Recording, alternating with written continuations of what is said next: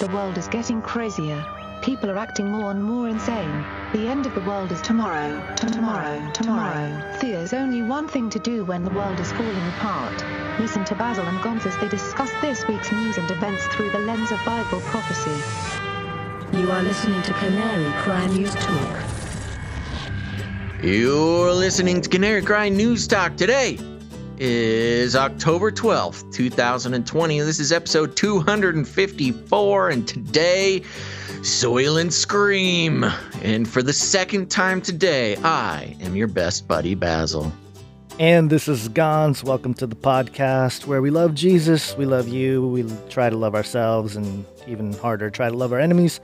We are a bunch of Bereans here. Acts 17:11. You know what it is. Whoa, bro. You know what it is.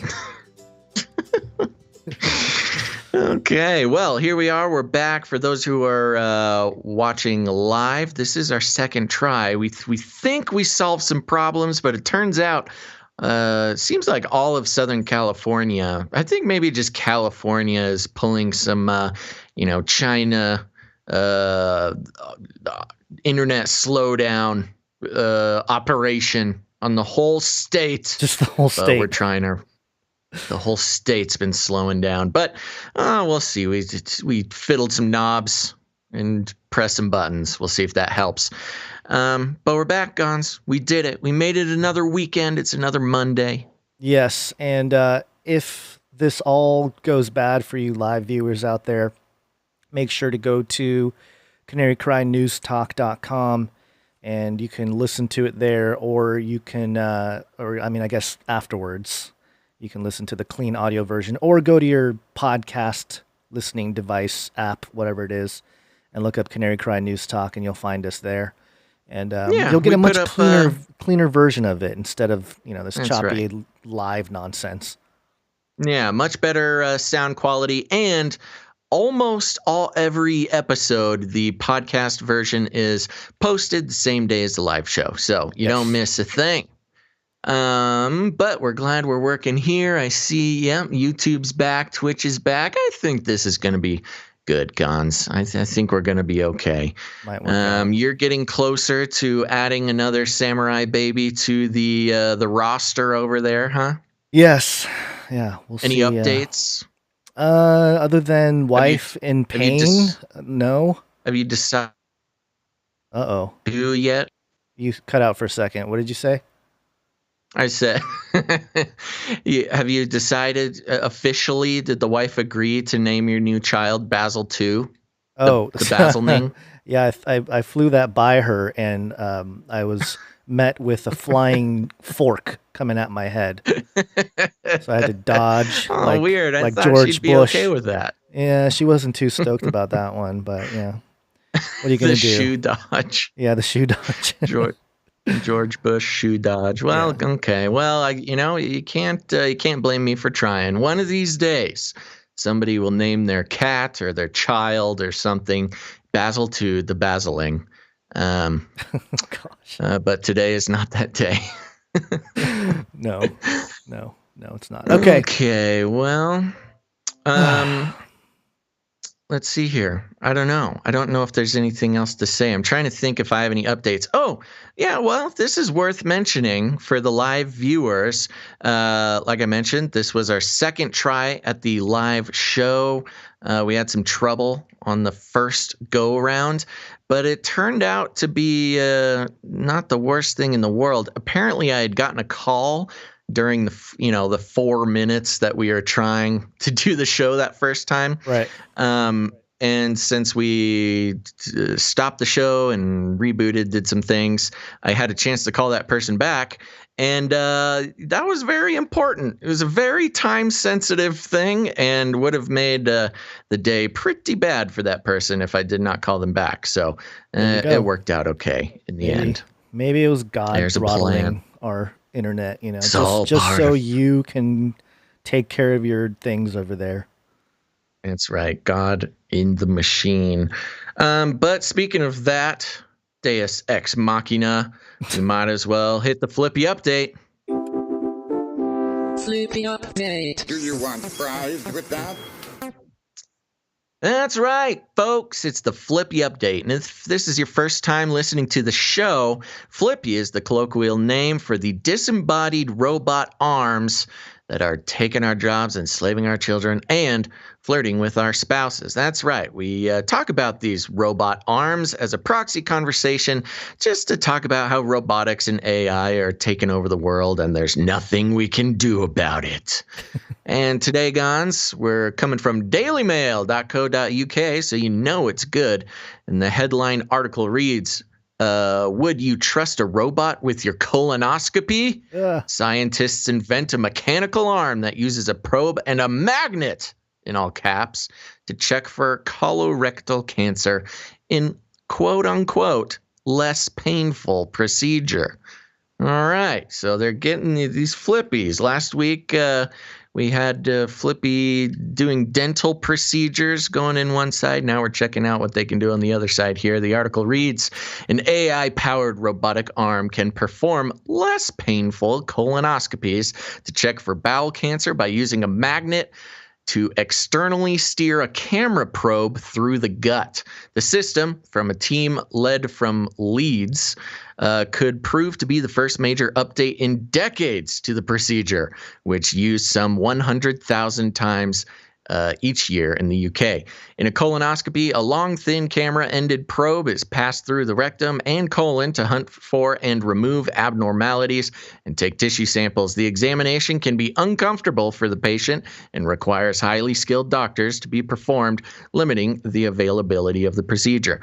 The artificially intelligent system, however, will aid less experienced doctors and nurses in safely guiding the probe to precise locations within the colon. Patient trials using the system could begin as early as next year. Colonoscopy gives doctors a window into the world hidden deep, blah, blah, blah. Okay, we know what colonoscopies are.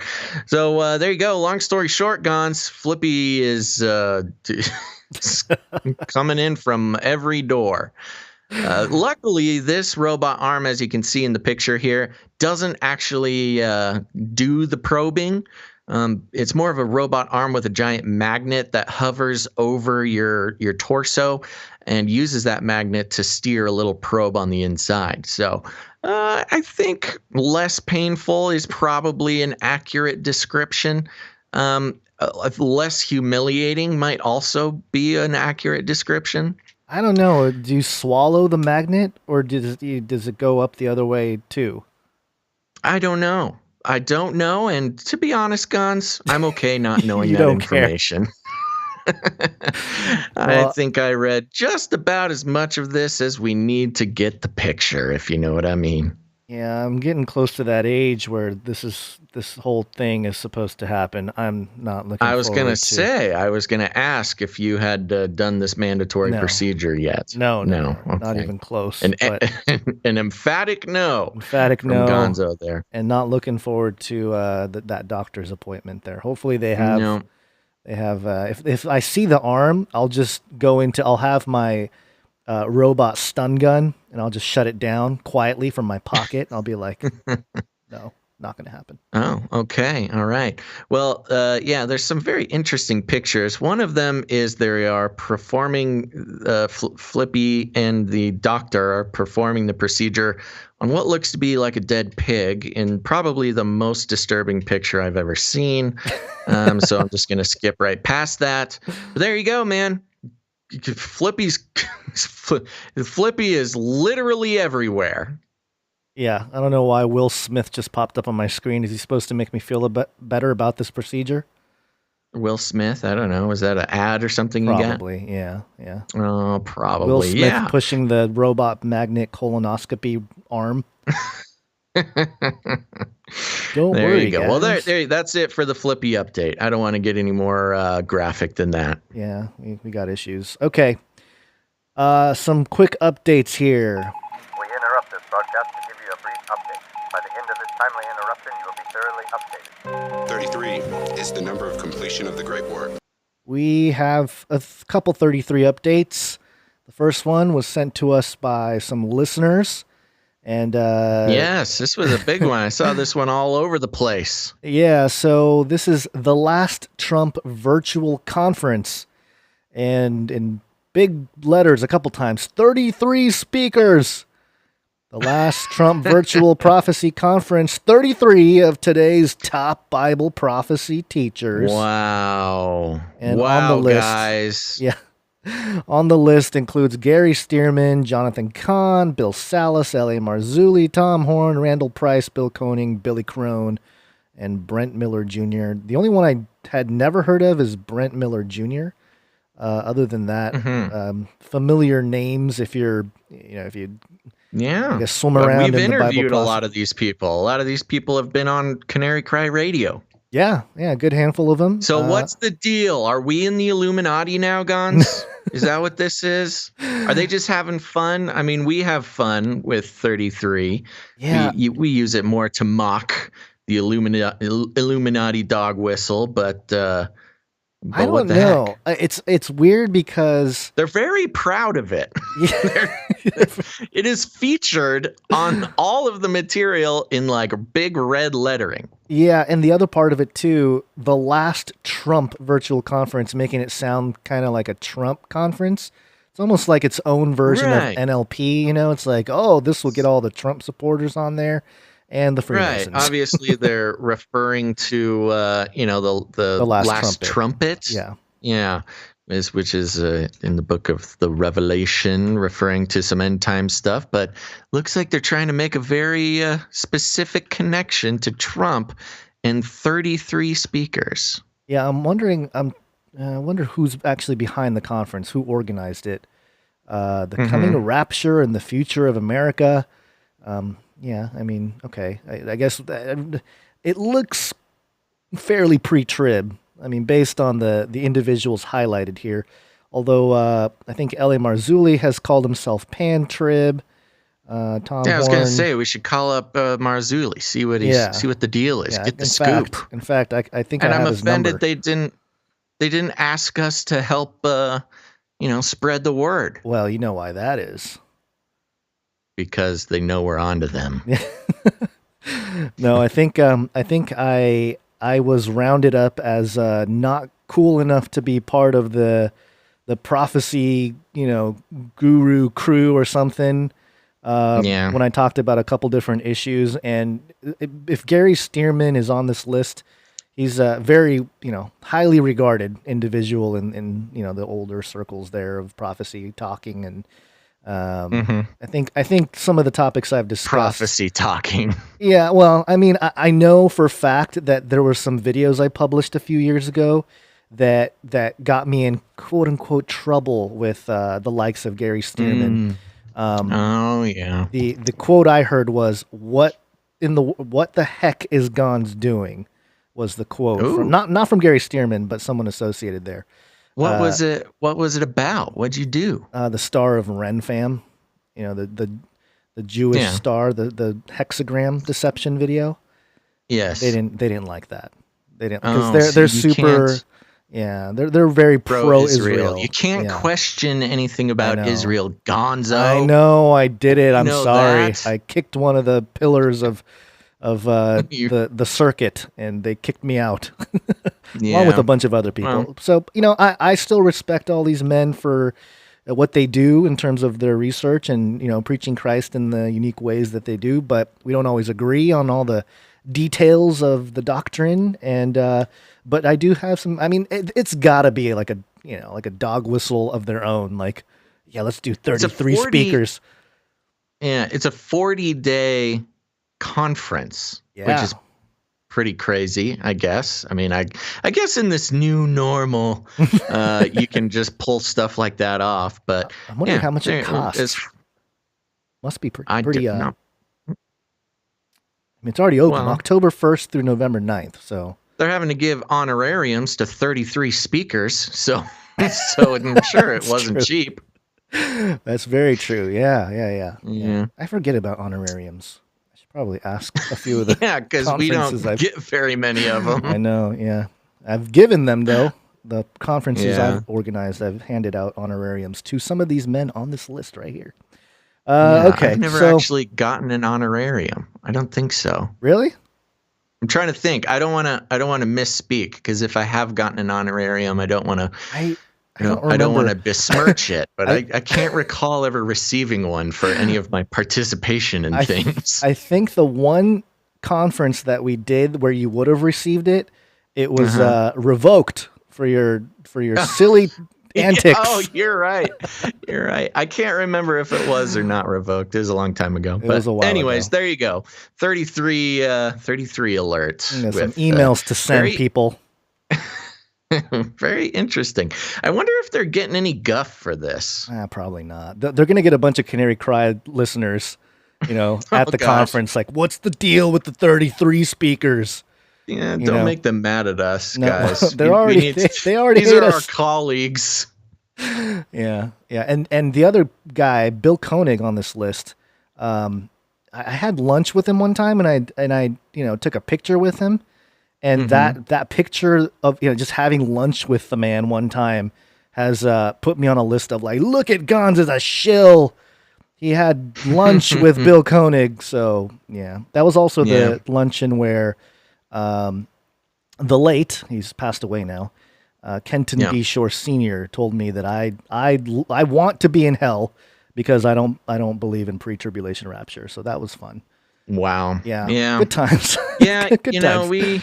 There was a time where we were, and again, I have a lot of respect for everybody doing this research, and especially some of the, I say this lovingly, some of the old timers, Mm-hmm. I do not despise the fact that most of them never took me seriously. That's actually kind of a win in my book. Where was I going with this? I forget. But yeah, anyways, we're not in the club anymore. That's okay, though. We got our own club. We got to make it our own club, our own 33 virtue signaling. Our own 33. 33 is the number of completion of the Great War. Here's another 33 update that I thought was very interesting. I never heard of this company before. This is Yahoo Finance. 33 Finance and American Express launched the first American Express prepaid card in Hong Kong. What? Now that Hong Kong is taken over by the communists. Hong Kong, October 12th, 33 Finance has partnered with American Express to launch the 33 Finance American Express prepaid card in Hong Kong.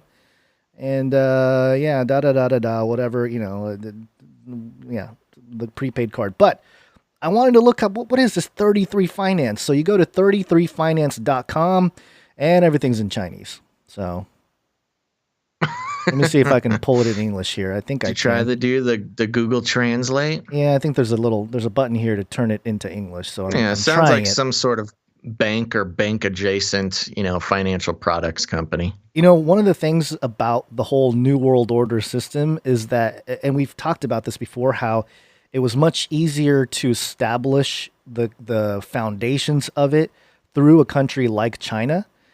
Because of the fact that, their whole system was sort of set up for like a scientific dictatorship anyway, limiting the number of children and stuff like that. That's all New World Order stuff. And because of the fact that there's an information blockade or like just a filter that people receive, in terms of mainstream information with the propaganda machine over there, a lot less people would discover the signaling going on, a lot of like the New World Order, Freemasonic connections and all that kind of stuff. So it would make sense that, a Chinese-driven company has all kinds of occult symbolism, not the least of which, and I know you've heard of this company, Basil, but there's a company over there called, here it is, Basil Finance. Have you heard of Basil Finance? I think we've talked about it before. No, I don't remember Basil Finance. No. Oh, their whole logo is like this tower. It's the Babel, like the Tower of Babel Tower. Oh, and look at it. The whole deal. It's even kind of like a ziggurat. It's a ziggurat.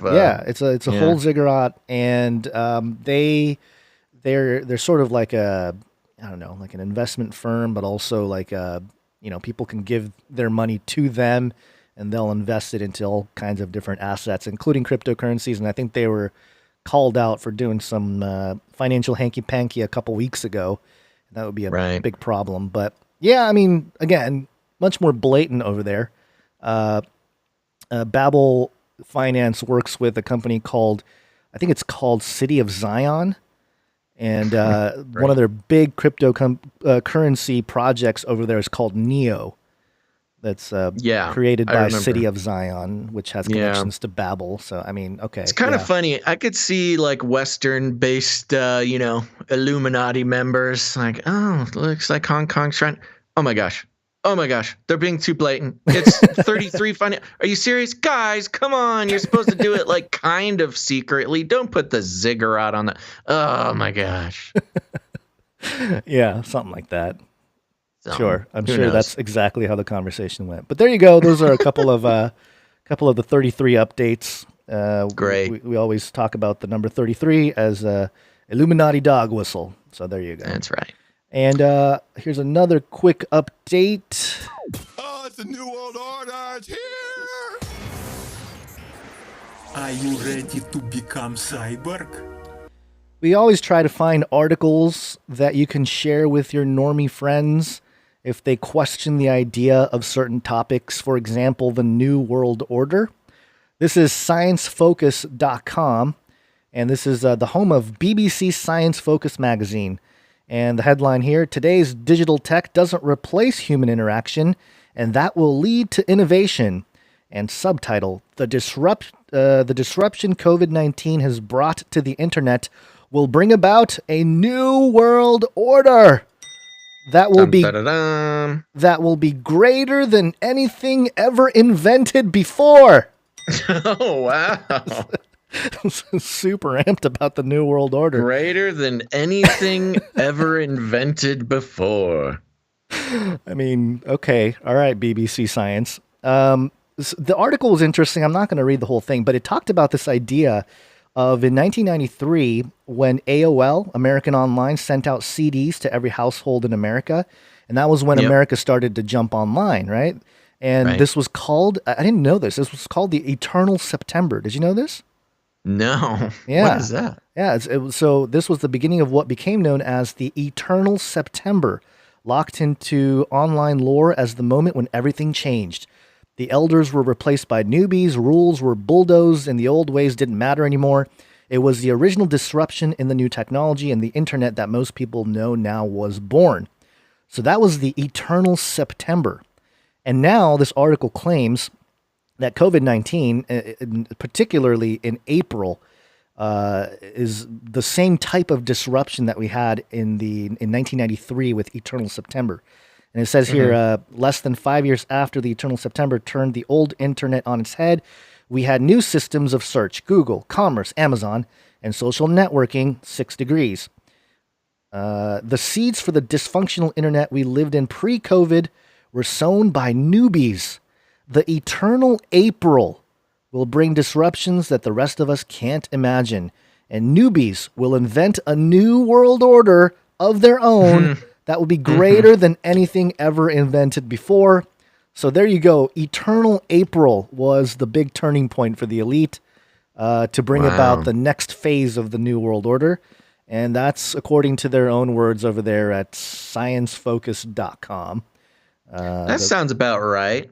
Yeah. I think April is really when, we got to spend the first few months of COVID like being like, oh my gosh, they're going to use this to da-da-da-da, and it's going to change things because they're going to grab this power and not let go, and then they're going to institute this and this. And then it only took a couple months for all of it to start happening, and we're like, oh no. Oh, we're here. Okay, here right it is. now. Oh, gosh. Yeah. Basil's True Love asking, there's no New World Order jingle. I mean, we played one. We have 2 of them. We had this one here that we played. Oh, it's the New World Order. It's here. It's Adam Curry there of No Agenda. We also have this one from George Bush. A new world order can emerge. It was 1991, I think. So, yeah, I mean, this is all part of the order of things. But this is a great article to share with friends and family and be like, okay, if you didn't think that the internet, all of it is part of disrupting the norm to create a new world order, well, here you go. Here's Alex Krotowski over at Science Focus, writing for the home of BBC Science, mentioning just that. It's a new world order. Huzzah! Huzzah! We're here. We made it. Yay!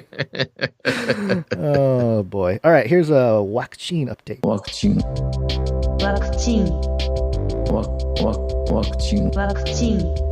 You know, I love it when environmentalists and anti-vaccine people can come together. This is WUSF.org. The coronavirus vaccine could kill 500,000 sharks. Conservationists warn. Oh, yeah. I'll read some of this. Vaccine's going to kill all the sharks? Well, just hold up. Okay. A conservation group is warning that the development of an effective coronavirus vaccine on a global scale could ravage shark populations worldwide as researchers race to produce a vaccine using an oil derived from sharks. Squalene, I think it's squalene, a compound that is harvested from the livers of sharks, is a common moisturizing ingredient in cosmetics. It's also used in malaria and flu vaccines as an agent to boost the immune system's response. Shark Allies, a nonprofit that advocates for the protection of sharks, projects that some 500,000 sharks could be killed if a coronavirus vaccine with shark squalene proves to be effective. Already an estimated 2.7 million sharks are killed annually for their squalene to make cosmetics, according to the group. Quote, the problem is that squalene used as an ingredient in the COVID-19 vaccine will be seen as something that's unavoidable, and then as it becomes tested, it becomes the normal ingredient, and nothing else will be tested, Shark Allies Executive Director Stephanie Brendel told NPR Weekly Edition Saturday. And it goes on with some other things about the vaccine there, but main point, wow. I'm glad the Shark Allies and the anti-vax people can come together now and fight against this New World Order nonsense going on. They have a better method, though. Our thing is like, a bunch of people going, it's the mark of the beast. And then these guys are saying, you're killing the sharks. And I feel like the killing the sharks is more effective for the normie. Oh, yeah. How do you that's great. I don't know anything about shark oil industries. Are there shark farms, do you think? Or do these all have to be wild caught sharks? I have no idea. There must be some kind of black market shark trade. I don't know. There's got to be. There's probably some like pirate out there that's got like a shark farm. Like pirate.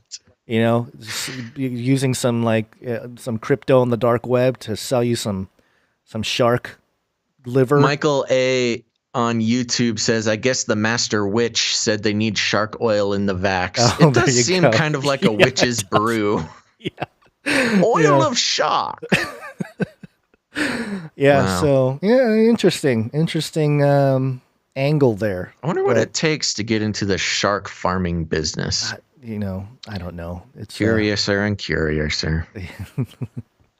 Yeah, well, that was a good one. Poor sharks, man. It sounds like either witches or like some kind of Chinese ingredient too. Like, what's gonna make this work? Shark liver oil. Eastern medicine. You get some rhino horn for your male vitality and some shark oil for your COVID resistance. Exactly. What was I gonna say? I forget. Let's keep going. Okay. All right. Here we go. Pandemic special. Pandemic special. CRISPR. Cas9. This is kind of a Called It article. Called it. New high-speed COVID-19 test can detect the virus in just 5 minutes. Ooh. Yeah, and we've always known that CRISPR was going to be used as just a springboard for all kinds of COVID stuff. But here it says researchers have developed it's in quotes elegant new test that could tell if you have coronavirus in just 5 minutes. The diagnostic does not require expensive lab equipment, meaning it could potentially be rolled out for use in schools, workplaces, and doctors' offices. A team of American scientists led by Dr. Jennifer Doudna, who won a share of the 2020 Nobel Prize in Chemistry this week, have come up with a way to detect the virus using CRISPR gene editing technology. The test is far faster than current diagnostics, which can take 24 hours or more to return a result, and experts say it's looking promising. Quote, It looks like they have a really rock-solid test, says Max Wilson, a molecular biologist at the University of California, Santa Barbara. He added, it's really quite elegant. I don't know why. It just sounds like this guy was paid to say some stuff, or like he had like a gun to his head or something. The new diagnostic works even more quickly than one developed in May, also using CRISPR technology that was able to detect the virus in an hour. And then it gets into what CRISPR does. And basically, when the binding happens, fluorescent particles are released. Lasers are then shown on the sample, and if it lights up, it indicates the virus is present.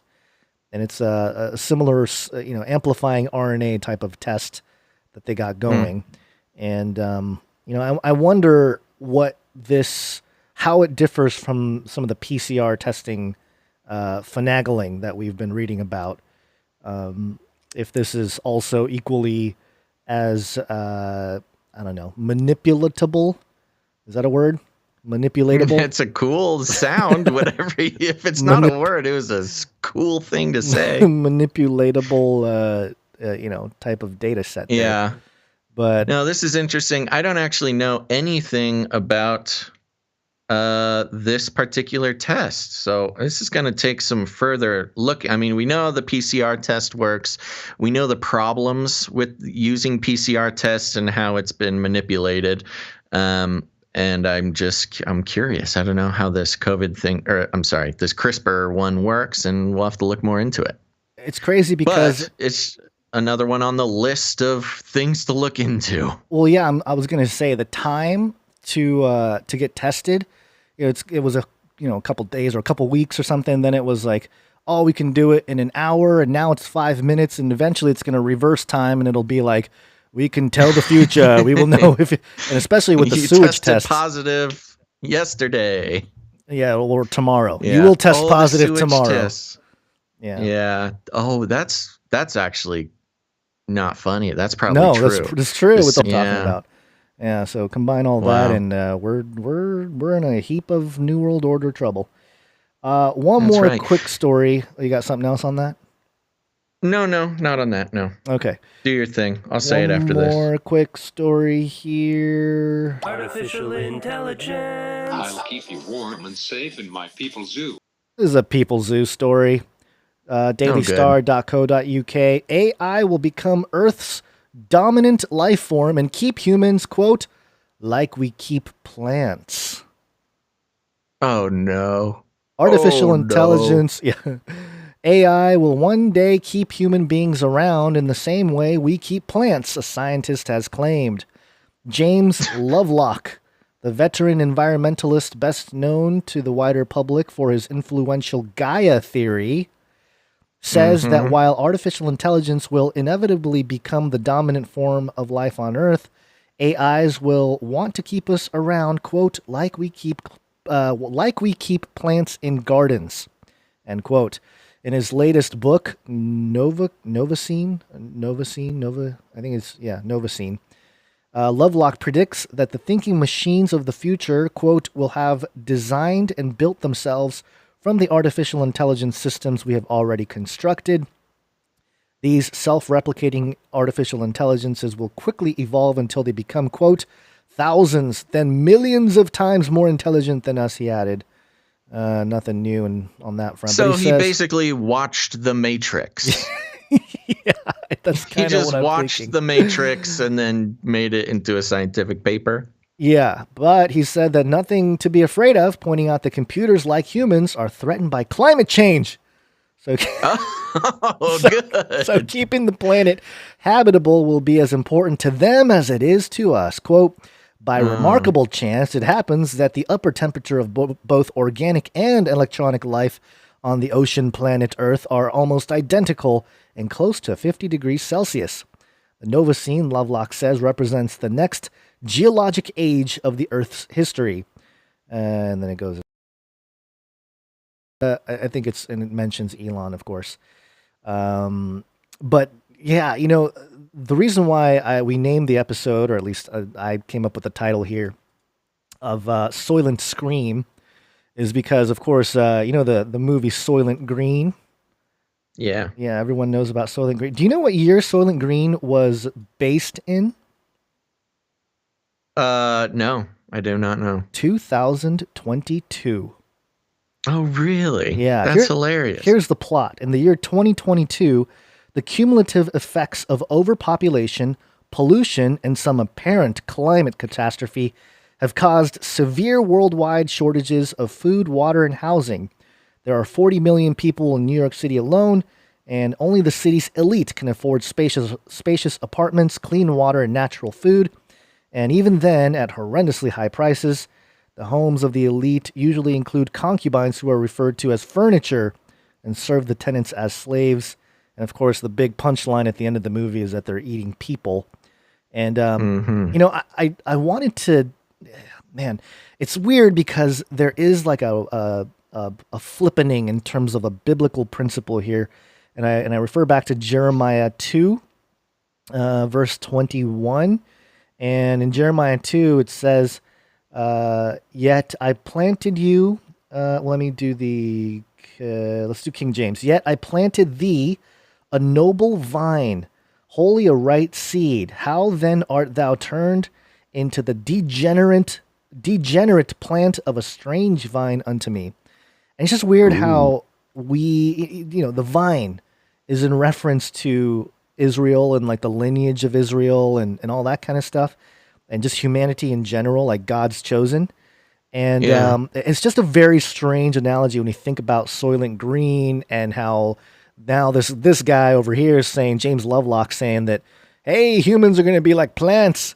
It's got a weird twist to the whole idea that God sees us as vine, you know, and you know, all the New Testament stuff with, Jesus talking about the vine and being close to the water and stuff like that. It's just interesting how the concept of AI taking over sparks similar thoughts as how God sees us humans. And that is very interesting parallel there. So I also do want to point out when you were talking about Soylent Green happening in 2022, and you know, you're talking about when you were describing it or you were reading the synopsis or whatever, I'm like, oh wow, that sounds exactly like today. And then you mentioned the people furniture. Yeah. I was like, oh, okay. Well, we still got a step to go. But Basil's True Love in the chat says Wayfair conspiracy furniture. That's why good call, Basil's True Love. That's why the chat is here. They're here to connect dots where we overlook them. I know, that's a community nice. effort. Instead of having live fact checkers, we have live dot connectors. Yes. Very good. Yeah. Our producers. I did want to mention to you, Gons, before we move on, producership was quite low today until we started the show. I just happened to be checking the email after we started the show, and it looks like some people were reminded to come in and become producers during the show. So I want to thank all of the brand new producers who, jumped on the show and became producers during the show. And there's still room for more, but thank you to those. We'll be thanking you producers later on in the show. Thank you for that. Okay. We read. I moved some things around, Gons, if you look into our doc. Yes, I see it. And you can veto my moves if you want, or I'll just go for it. I think it makes sense. I think so too. I'm ready. The race wars. Race wars. Race war. I've warned you and warned you and warned you. NSA style hybrid war. PsyOps. Call That's right, folks. Oh, thanks. I stepped on that one, but it's so true. We reported on Friday. We brought you the story about the alleged quote-unquote kidnapping plot going on in Michigan of the Michigan governor. And we should have pulled the clip, Gons, just to prove it. But if you heard that show, you remember I made an interesting connection live on the show. It had not occurred to me that until that moment when we're kidnapping plot.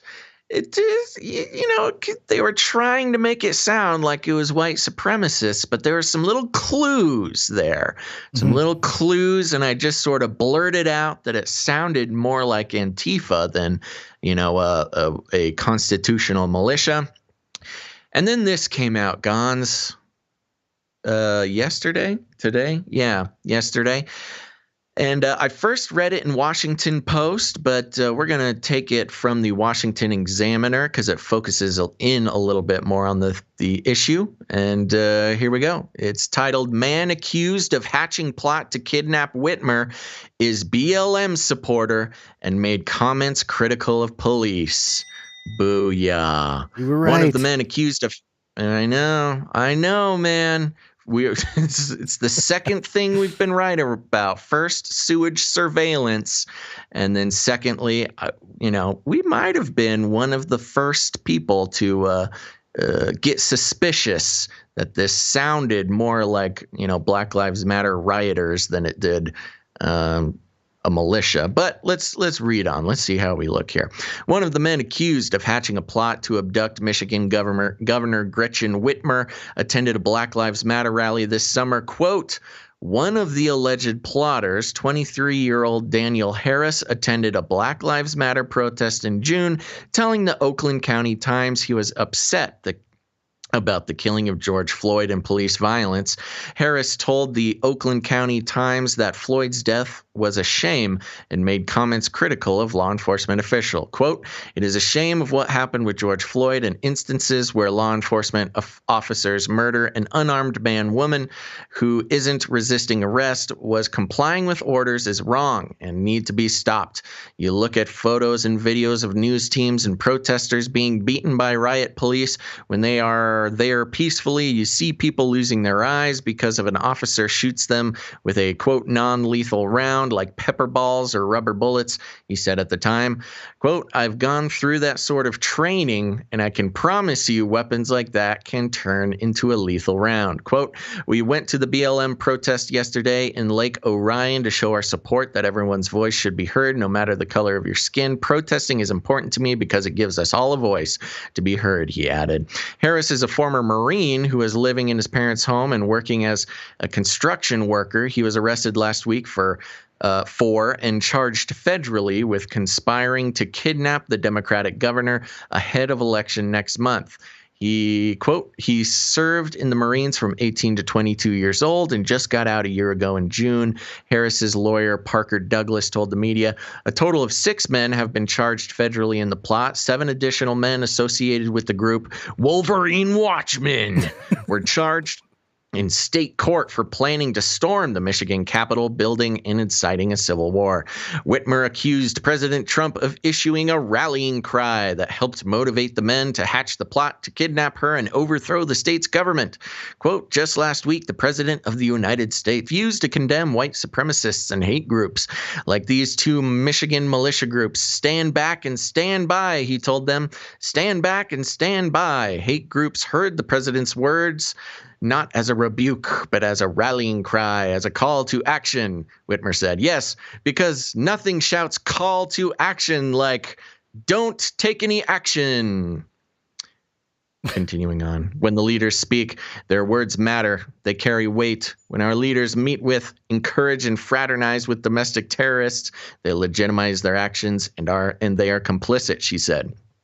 Trump fired back that he does not, quote, "tolerate any extreme violence." Quote, "Governor Whitmer of Michigan has done a terrible job," the president tweeted Thursday. "She locked down her state for everyone except her husband's boating activities. The federal government provided tremendous help to the great people of Michigan." Quote, continues, "My Justice Department and federal law enforcement announced today that they foiled a dangerous plot against the governor of Michigan. Rather than say thank you, she calls me a white supremacist. While Biden and Democrats refuse to condemn Antifa, anarchists, looters, and mobs that burn down Democrat-run cities," he continued, "I do not tolerate any extreme violence," Trump said. "Defending all Americans, even those who oppose and attack me, is what I will always do as your president. Governor Whitmer, open up your state, open up your school, open up your churches." So there you go. There's a lot of now, to be fair, I will be fair. They didn't quite say that this Daniel Harris was an Antifa member. But remember, when you were talking about the 6-week cycle, the FBI basically entrapment cycle, the FBI had people infiltrate the group and attend meetings and things like that. They kept mentioning over and over and over that they were planning on using Molotov cocktails, which is a favored weapon of Antifa and other rioting groups, which was a little bit of a tip-off. Of course, you look at the just to remind everybody, you look at the mug shots of all these guys. It looks like a deep fake AI created their faces, but like they turned the redneck dial up a little bit more than usual. But one of these guys does have the big, huge gauged earlobes, which is a little bit more of a signifier, I'd say, just a social cue of, a liberal. It's more of like an Oregonian, Seattleite type of thing. You're trying to associate people the way they look with regions of the country. Is that what you're doing? I am statist. I'm what is the word? Discriminating. Yes, I guess not discriminate. Profiling. I'm profiling. But that's what that mugshot lineup was. They were trying to profile all these white, Midwest guys as being, obviously these guys are militiamen. But at least two of them, if you go to the original Washington Post article, at least two of those guys were very emphatic Black Lives Matter supporters. And on their YouTube channels and stuff, they would have anarchy flags hanging behind their heads and stuff like that. So this is not necessarily as cut and dry white supremacist militia as originally it was reported. Yeah, and there's no way to know which one the informants were. Publicly, they could say like, "Oh, we have 7 of them or 8 of them were arrested," or there's different numbers. Some people saying 11 of the 13 being convicted and all this kind of stuff. Yeah, I saw somewhere 5 of the 13 were actually FBI informants. Yeah, I heard 7 too. So I mean, who knows? That's a lot. That's a lot of FBI informants. It's like half the group. How can you have half of the entire group as FBI informants? I mean, it's almost like there was just a whole bunch of rogue FBI agents like trying to put together like this militia thing. And they're like, oh, shoot, we got caught. Let's just call it a sting, and flip it all around. And I'm seeing some reminders. I do want to be clear. Antifa isn't properly Black Lives Matter. They're totally separate things. And there is no evidence that any of these guys were properly Antifa at all. But because that is what I said. But when I was trying to analyze the situation. So just to be clear, there's no evidence that they're actually Antifa members, but a bunch of them were going to attending emphatically Black Lives Matter protests. How can they be white supremacists if they're, protesting on behalf of Black Lives Matter? Yep. I mean, this is part of the course. Yeah, more divide and conquer. We got to keep that FBI funding rolling. It's also a good point. Yeah, Whitmer trying to, make this a orange man bad situation. It was the federal government that saved her. Like, right. Okay, we get it. You don't like the orange man. It's okay to not like the orange man, but we don't need to be making stuff up. Yeah, well, what are you going to do? People make stuff up. Nothing. I will do nothing. You will do nothing. I will do nothing in protest. All right. That's it. Just wanted to bring that to everybody's attention. Okay. That I called it. That you called it. Wonderful. You're so intelligent. You. Oh, my gosh. Are you listening, people? I've been waiting my whole life to hear this from Gons. Yeah. Although there's a little sarcasm flavor going on as well. Oh, come on. I know. All right, what's our next story? Our next story has to do with the voter fraud situation, sort of, kind of flipped around. And we have a jingle, a producer sent jingle from David to get us into the story. And so my question is very direct. Is voting by mail secure? No. Real quick, I do want to mention Isaiah 42:14 make a great point in the chat. When did the political affiliation of criminals become so relevant? Anybody know who Dahmer voted for? It's really 2020. Of course, everybody's political affiliation is relevant, he said sarcastically. Dahmer voted for Trump, obviously. It's probably in his little manifesto there. Yeah. It's like, I support Trump. Like, people didn't know what it meant until 4 years ago. Yeah, it's like, what? Why do you mean he the is guy a from time Home Alone traveler too? Yeah. That was edited out on the show. Was he? They edited him out? They edited him out when they rebroadcast Home Alone 2 on like CBS or NBC or something like that. Oh my gosh. Yeah. Of course. It was a big deal. People would complain, we don't understand the plot of the movie anymore. He took out the Trump scene. You need the Trump scene. This is ocregister.com, my neck of the woods here. Unofficial ballot drop boxes popping up throughout the elections officials. Hold on. Unofficial, you hold said? on. I read the title, edited title. Unofficial ballot drop boxes popping up throughout the state worry elections officials. Yeah, this is a longer title there. Okay, here's what it says. In a photo posted to social media last week, a young man wearing a mask with Orange County congressional candidate Michelle Steele's name on it is holding a mail ballot and giving a thumbs up next to a box about the size of a file cabinet labeled Official Ballot Drop-Off Box. The post from Jordan Ty, Tygh, or Tiff, Ty, a regional field director for the California Republican Party, encouraged people to message him for, quote, convenient locations to drop their own ballots. The problem, excuse me, I got the burpees here. The problem is that the drop box in the photo is not official, and it could be against the law.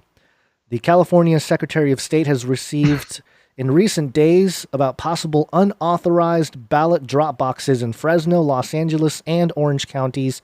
Agency spokesman Sam Mahood said Sunday evening. Reports place such boxes at local political party offices, candidate headquarters, and churches. Secretary of State Alex Padilla said his office is coordinating with local elections officials to look into the reports. Only county elections officials can oversee ballot drop boxes, choosing the number, location, hours of operation, and other details. County registrars are charged with making sure every box follows strict state guidelines for security, including making sure they can't be tampered with and tracing the chain of custody of all ballots. Quote, operating unofficial ballot drop boxes, especially those misrepresented as official drop boxes, is not just misleading to voters, it's a violation of state law, Padilla said, with a felony conviction carrying a prison sentence of 2 to 4 years. Reports came out Saturday night about a metal box in front of Freedom Ways Baptist Church in Passaic that had a sign matching the one on the Orange County box. The church posted on social media that the box was, quote, approved and bought by the GOP. The post said, brought by the GOP. The post said church officials don't have a key to the box and the GOP officials picks up the ballots. A pastor for the church didn't respond to the request for comment. On its website, the Fresno County Republican Party also shared a list of secure ballot collection locations. None are officially county drop box sites, with the official GOP instead listing its own headquarters, multiple gun shops, and other local businesses. Nice. The state is still looking into the source or sources of the boxes, Mahood said. The California Republican Party did not respond to requests for comment about the boxes by deadline, but they've been defending the practice in replies on Twitter, alleging the process was made legal under the 2016 law that allows California voters to designate a person to return their ballot for them. The GOP calls the practice ballot harvesting and blames it for losses to the Democrats in OC and other places in 2018. But state officials clarified that using an unauthorized vote-by-mail box would not meet the requirements of the 2016 law.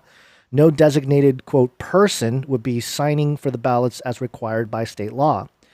Ty, who tweeted the Orange County Dropbox photo on Thursday, didn't respond to requests for comment.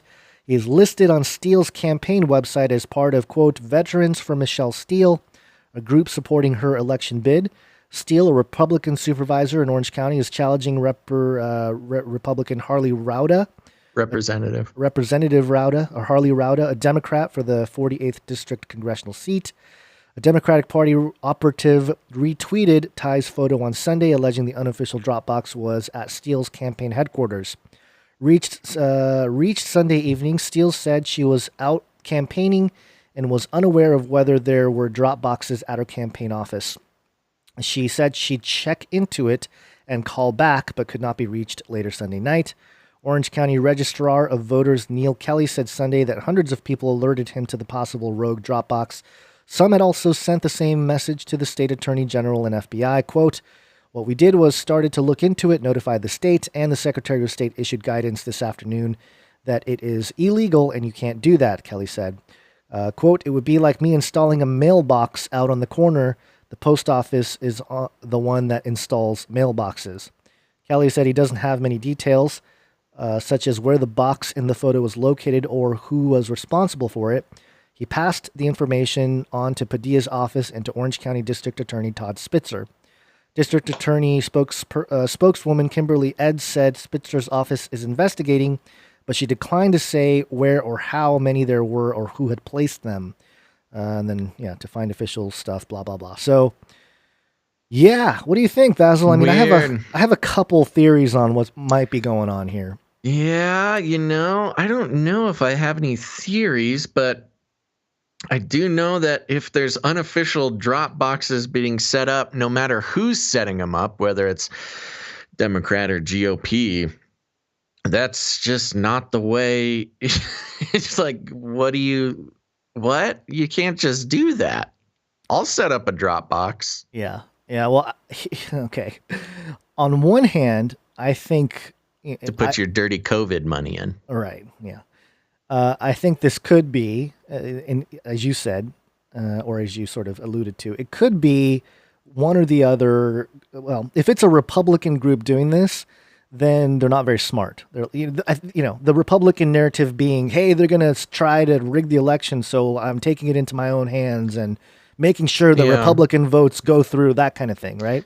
Right. I can see that mindset, Right. If there's already sort of a mania about, especially in California, yes, of Democrats tampering with mail-in ballots, that you would just assume that this would be okay to do. Right. And then on the other end, if it was a Democrat posing as a Republican to do this, it would also make sense to try to make the Republicans look bad or look dumb or whatever it is. So, it's one or the other, or just a really, someone that doesn't know what's going on. But, there was that part. And again, I don't know enough to really make a comment on whether or not this is or isn't. It seems like it doesn't make sense with the whole idea of that law, the 2016 law,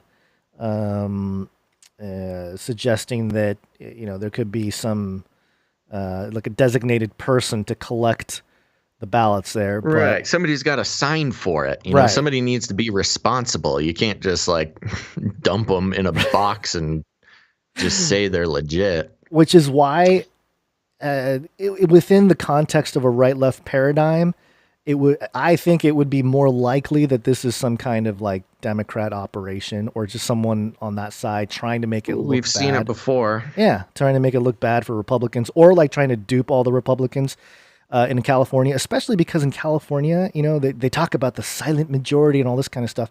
There's a lot of Republicans in California. I know it's a blue state. Especially Orange County. Yeah. Yeah. California was flipped a couple years ago. So if you're going to put your tinfoil hat on, so if you're going to put your tinfoil hat on, like you said, just to sort of reiterate what you said, you can put these boxes out, claim that they're sponsored by the GOP, get all the Republicans to put their ballots in there because they want them to be safe. Yeah. You don't want the Democrats to tamper with them. And then, collect all the Republican ballots and throw them in the river. Yeah.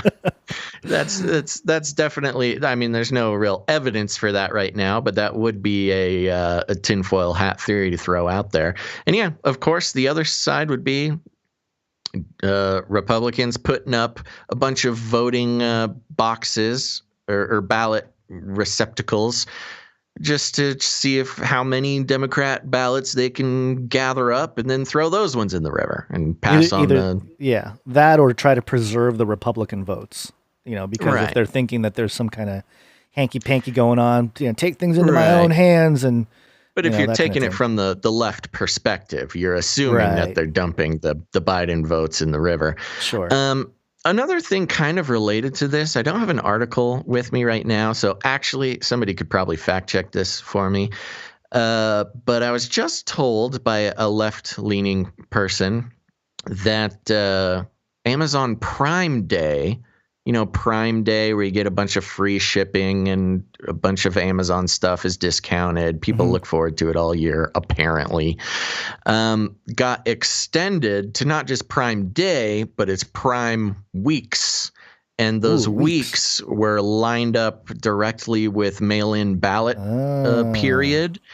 And the sort of theory coming from the left was that, Bezos did this to clog up the mailing system and mess with the ballots because now this person thought it was because they wanted Trump to win because, of course, better tax cuts for rich people. The allegation is that, Republicans hate mail-in ballots and they want to destroy all mail-in ballots so they can win. But the problem is Bezos has been very outwardly critical of Trump. I mean, they're not friends.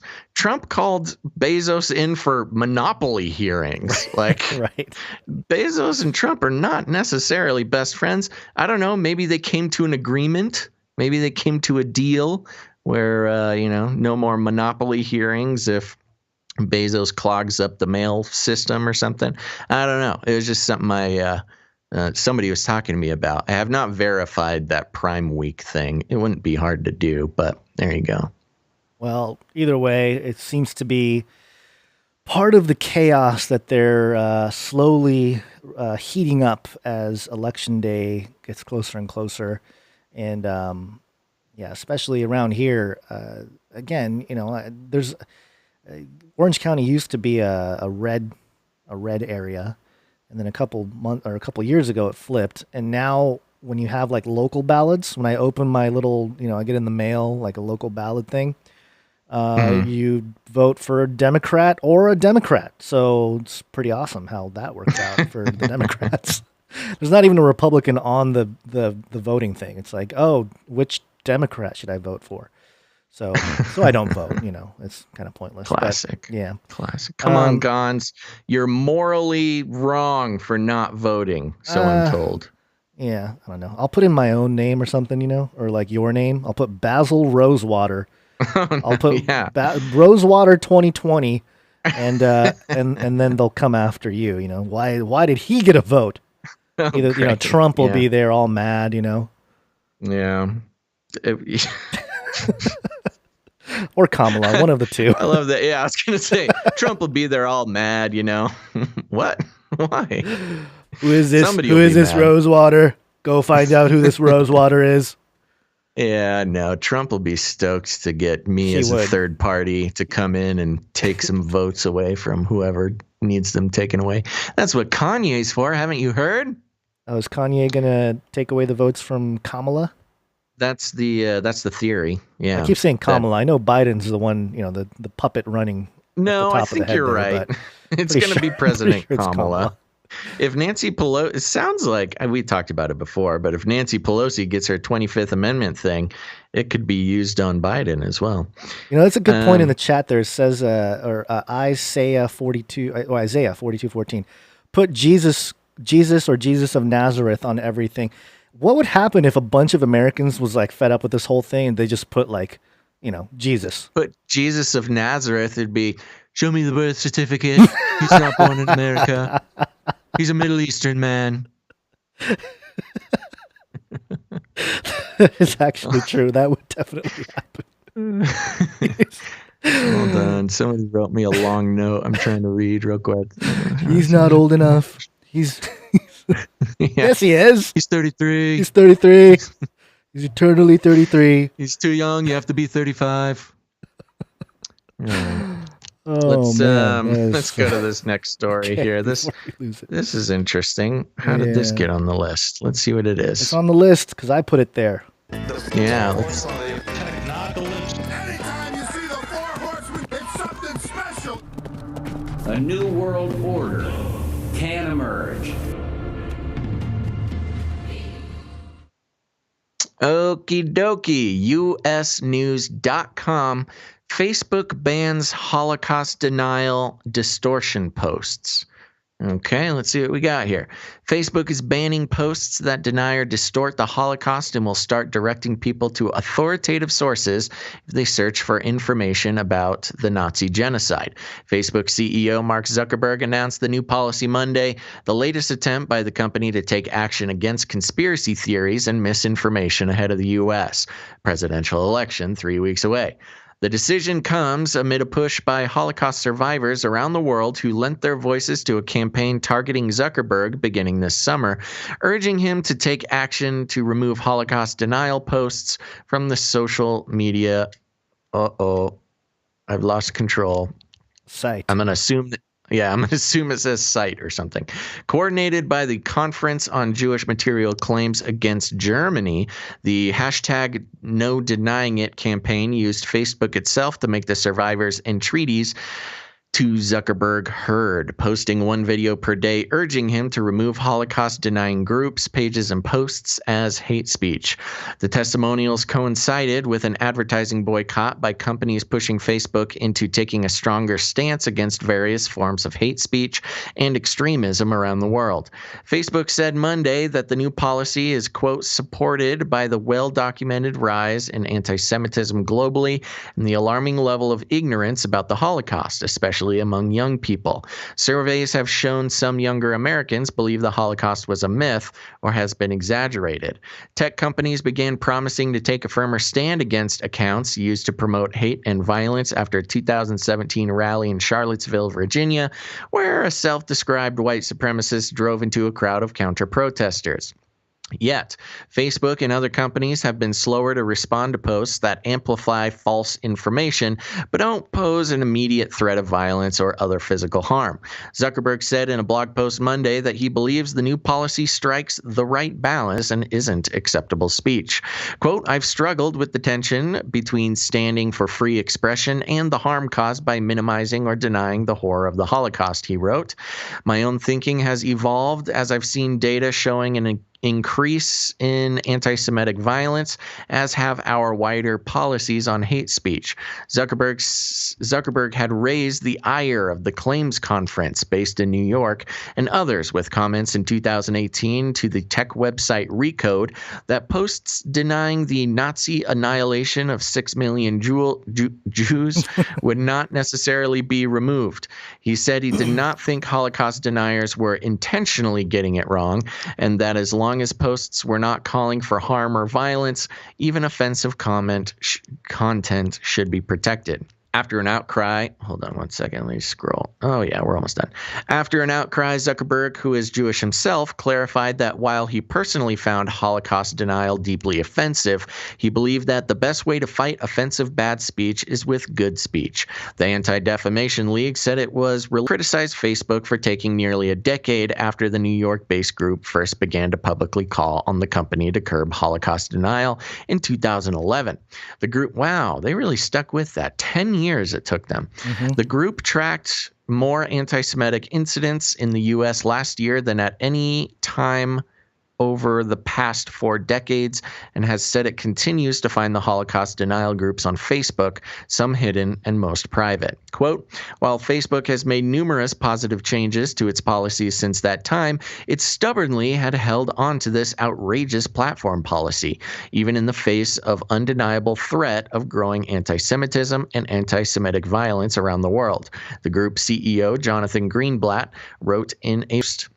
The claims conference on changed approach, and the company's decision to take a very important statement, and it's a building block toward ensuring that this sort of anti-Semitism is not amplified, said Greg Schneider, the group's executive vice president. The group on Sunday posted its 75th video from a Holocaust survivor appealing directly to Zuckerberg. Fred Kurz, an American who was born in Austria in 1937, described losing both of his parents in concentration camps. Zuckerberg never met directly with the group, but Schneider said he believes the voices of survivors and their moral authority made a difference. Quote, honestly, I'm a little surprised it took 75 days, but I'm glad it happened, he said. Facebook said Monday it would immediately begin removing Holocaust denial posts from Facebook and Instagram, which it owns. But it could take some time to train the company's technical systems and human moderators to enforce it on a global scale. No mention of AI. Now we're calling them technical systems. Several other groups that had pushed for Facebook to take a stricter line on Holocaust denial said Monday's move was an important step. Quote, Facebook is showing that it recognizes Holocaust denial for what it truly is, a form of anti-Semitism and therefore hate speech. Ronald Lauder, president of the World Jewish Congress, said in a prepared statement. Okay, so there you go. This seems like a follow-up to, weren't we talking about the polls that came out that just had ridiculously high numbers of young people who had never heard of the Holocaust? Yeah, yes. Okay. Yeah, we did talk about that a few weeks ago or a few episodes ago. And so it's very interesting how, to me, Zuckerberg somewhat had it right when he sort of, before he was trying to say hey, these people aren't trying to harm, if they're not trying to harm anybody, but then he got pressured into fully going in, full board, taking down anything that denies the Holocaust. And it goes back to the whole idea of just more censorship, because if you think about it, the power to ban content, they're exercising that power because it threatens some kind of power, right? You wouldn't necessarily ban information that wouldn't be threatening. And, you don't have to be a Holocaust denier, but maybe there's information that a lot of Holocaust denier posts share that would question the epistemological authority of such historical events. And that's what they're trying to avoid. And as I talk about this, I'm noticing that our stream is basically flipping back and forth from 100 kilobytes per second, which doesn't work, to 6,000 kilobytes per second, which is a good stream. And now we're offline. So I guess they don't like us talking about this stuff. We're just reading a story, man. Just reading a story. We're going. No, we're back. We're back. Is it? I'm watching the Twitch right now. It just keeps saying it's offline on my end. Yeah, don't trust it, man. We're still going on Twitch over here. Okay, I'll believe you. Yeah. But why should I? Does Facebook prove that you're telling the truth? But well, what's interesting about this, real quick, just to throw something in there.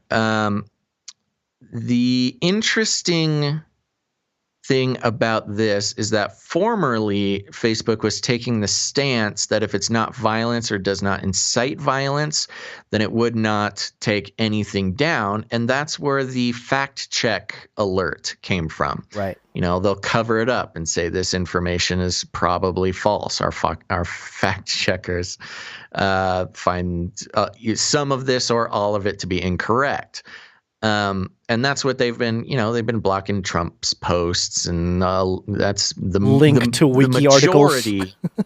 Yeah, where they're not necessarily taking it down, they're just flagging it. And that's sort of been Zuckerberg's way around this whole freedom of speech versus hate speech conversation. Right. So it is interesting. This might be the first time that they've ever fully blocked information that does not necessarily promote violence.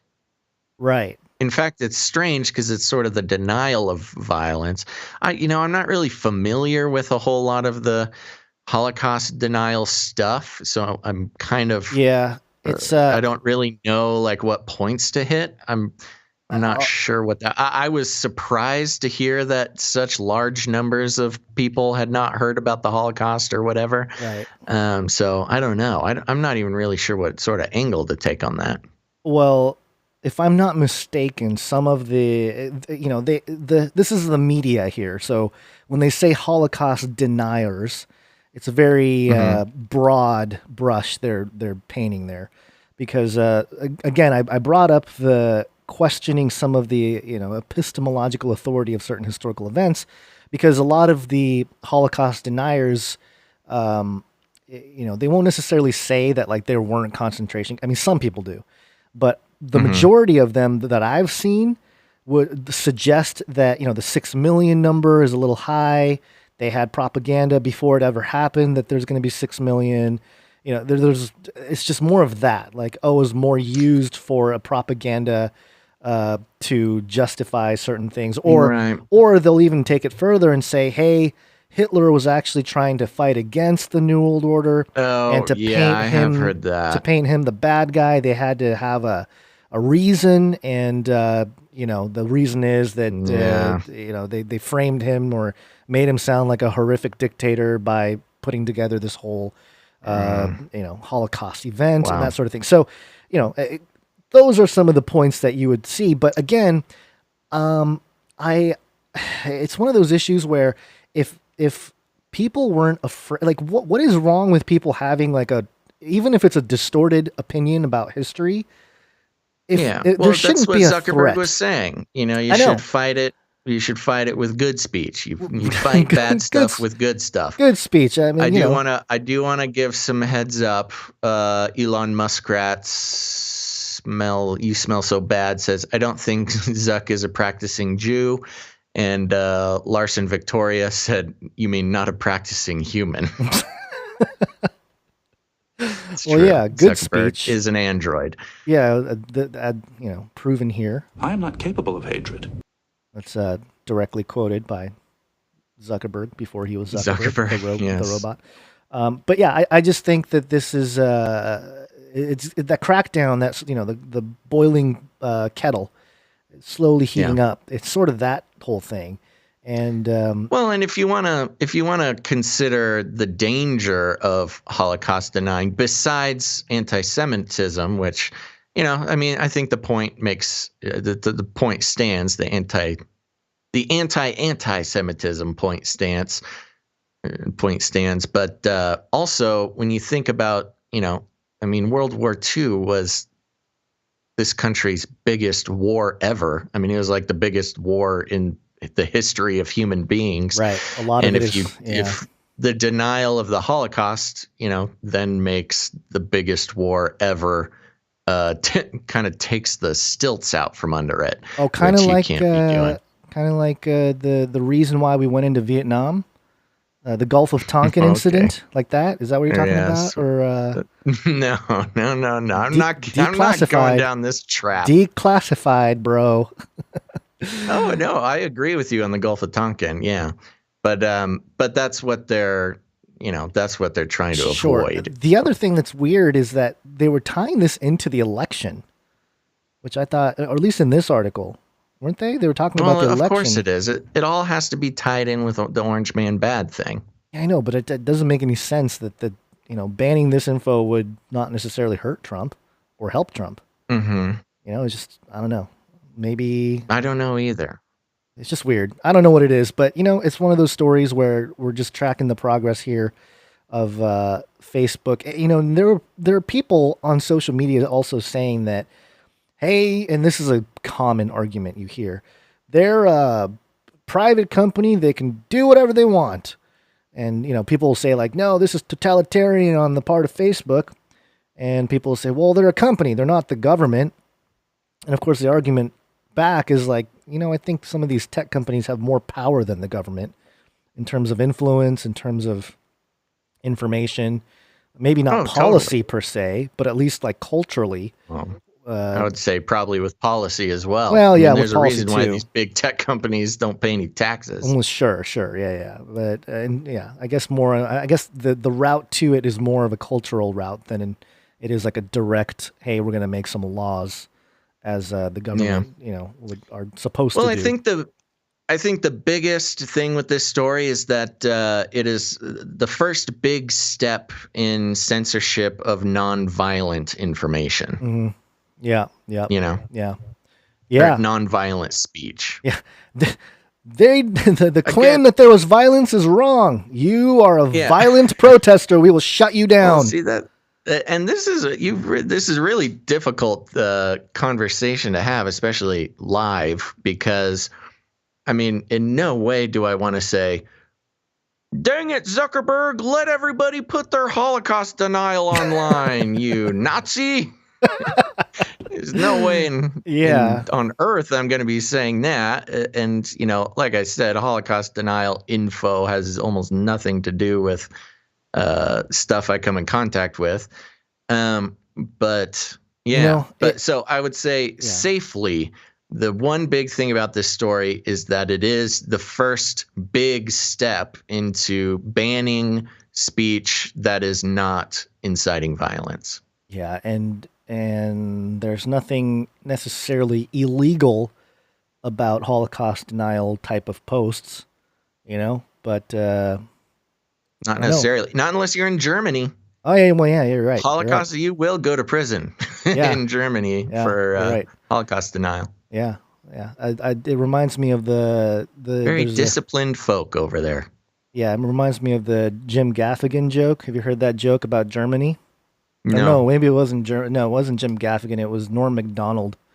Had a joke about how he's not worried about North Korea or the Middle East. He's more worried about Germany, on the account that in during World War I, Germany went to war against the world, and then they lost, and then a few years later, Germany came back and went to war against the world again, and so he's joking, but also that's a good joke. Kind of a true statement, Yeah. Anyway. Who knows what those crazy guys were thinking over there.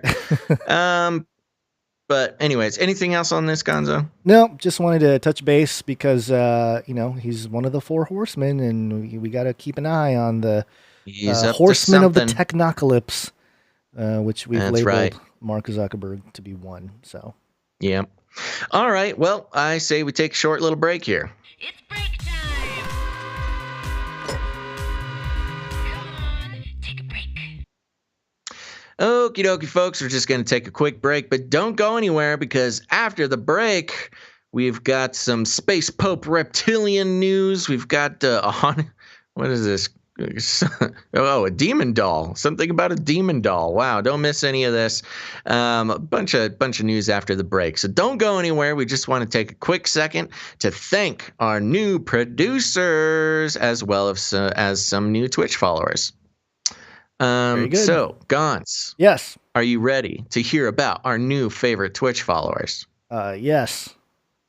Okay, here we go. I think it's a pretty short list here and some repeats, so let's go through. First of all, we've got X, That Blaze X. Looks familiar. Sounds familiar. Yeah, it does. And so does this one, Hairy Legs Joe. I think this list is messed up, man. They're messing with me. One Rising Storm 1. Duke of Goat Hill. Brutal Dawn. Art to Craft. And lastly, Now Bleed. Thank you very much to our new Twitch followers. We recommend that everybody follow us on Twitch. You should, and if not Twitch, follow us on multiple platforms. It's not uncommon for notifications to not go out on certain platforms. Cough, cough, YouTube, cough, cough. So if you want to make sure to get the notifications and not miss an episode, one great place to do that is by following us on Twitch, turning on notifications. It's a good time, folks, so make sure to do that. Next, I want to thank some of our new producers. Ooh. Yeah. And for those who don't know, we are on the value for value model. That's right. That you might notice that we do not read any ads at the beginning, middle, or end of this show. And some people are uncomfortable with that. You know, the ads, they make them feel safe and they make them feel informed and that they can trust what their podcasters say because Swiffer Wetjet approves of this message. Not here, folks. This is the Wild West. We decided a while back that advertising really is an evil industry, and for a few reasons. Number one, accepting advertising dollars then puts pressure on the content producers to be brand safe, which means you can't talk about things because it will misrepresent the brand. And we decided, you know what? It's not our job to represent Swiffer or Tide or anything like that. Yeah. It's our job to represent our exploration of the truth, analysis of the news, et cetera, et cetera. So that's one reason. The other reason is, advertising is all wrapped up with this big data nonsense and incentivizes guys like Gons and I to consider you, dear listener, a commodity, cattle to be packed up and shipped off for our own personal gain. And that didn't feel right either. It feels much better considering you, our listeners, to be, human beings with consciousness and lives of your own. You're not just a commodity for Gons and I to trade away for fiat currency. So instead, we work on the value for value model, which is we put out the show. We do it for free. We do it consistently, and we like to think we do a pretty good job. And if you gain any value out of this show, whether it's entertainment or education or analysis or whatever, just I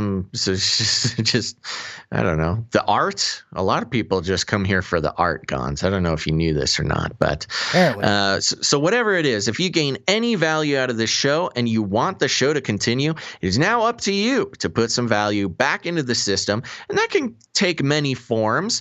Soon I'll read you a list of our new financial producers, but there's also art, jingles, lots of content creation done by our producers, and that's you. That could be you.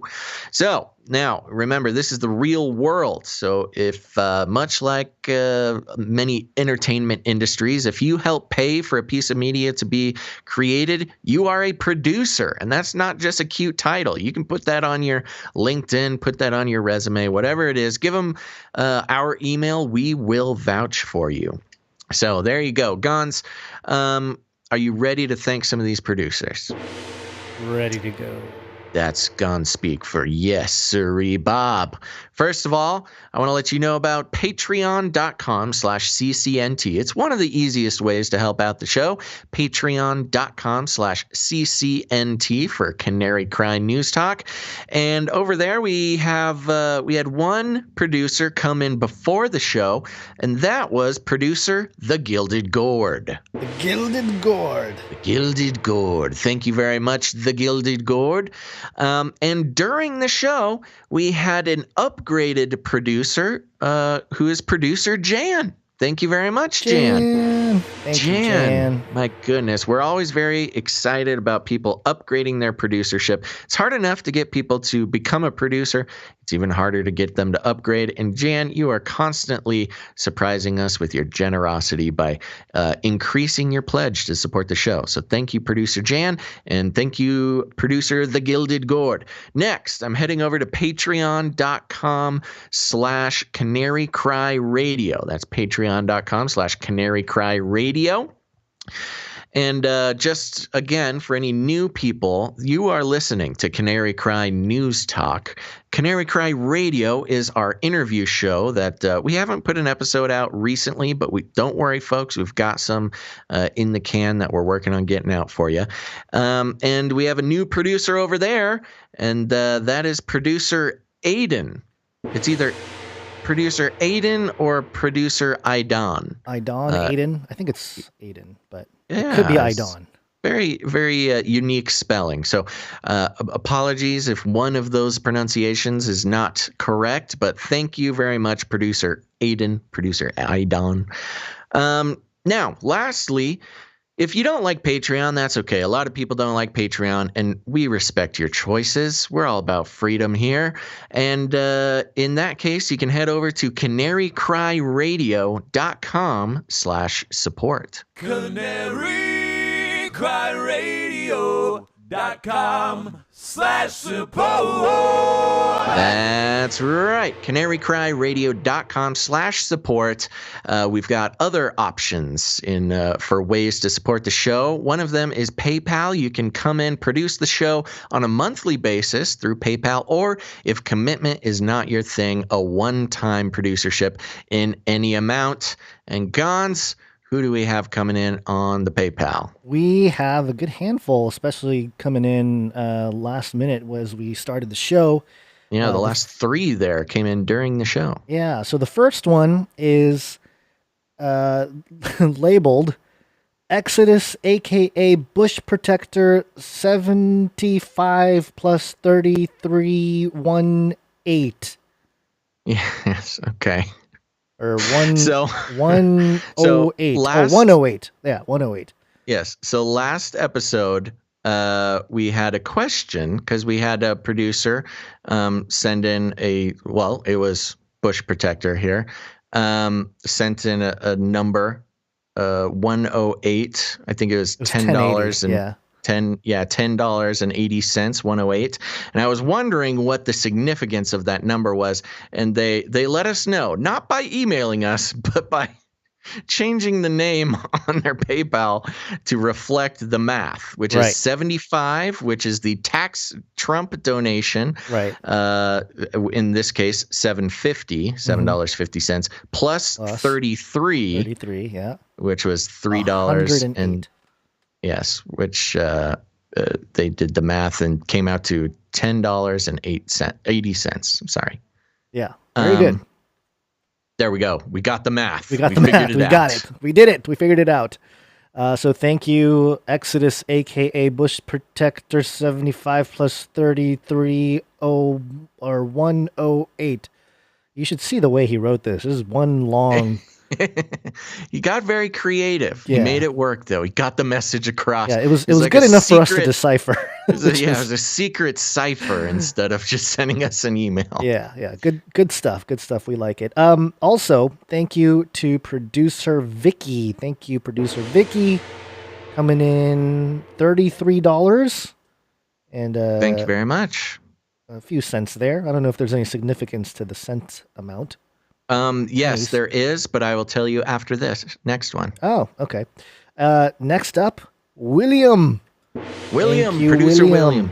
Coming in at the combination, $75.33. Yeah, 75 for the Trump tax donation and the 33 for the 33 producer. Yes. And it took me a while to figure it out, but I think Vicky and William, maybe they were communicating because Vicky's donation plus William's donation equals $100 exactly. Oh, interesting. I also know that it's not the two you mentioned there in combination, but two of the producers that we've mentioned so far from all of the producer financial supporters is a couple. So I do know that. That's good to know. Yes. Okay. Secret stuff. Also, thank you to Brian, producer Brian. Thank you very much, producer Brian. Your producership. And we also have CanaryCryRadio.com/crypto. We don't have any new cryptocurrency gifts as of right now, which is okay. We understand. It's new. It's different. It's some people think it's the mark. I mean, we get it. It's not the mark, folks. At least not yet. Also, no knights or dames today. Another way you can help support the show with your producership is with your talent. And of course, we ask for jingles, for music, and your art. And first off, I'd like to play a handful of jingles and even a song that was sent in. We're going to start with producer Johnny Trappleseed.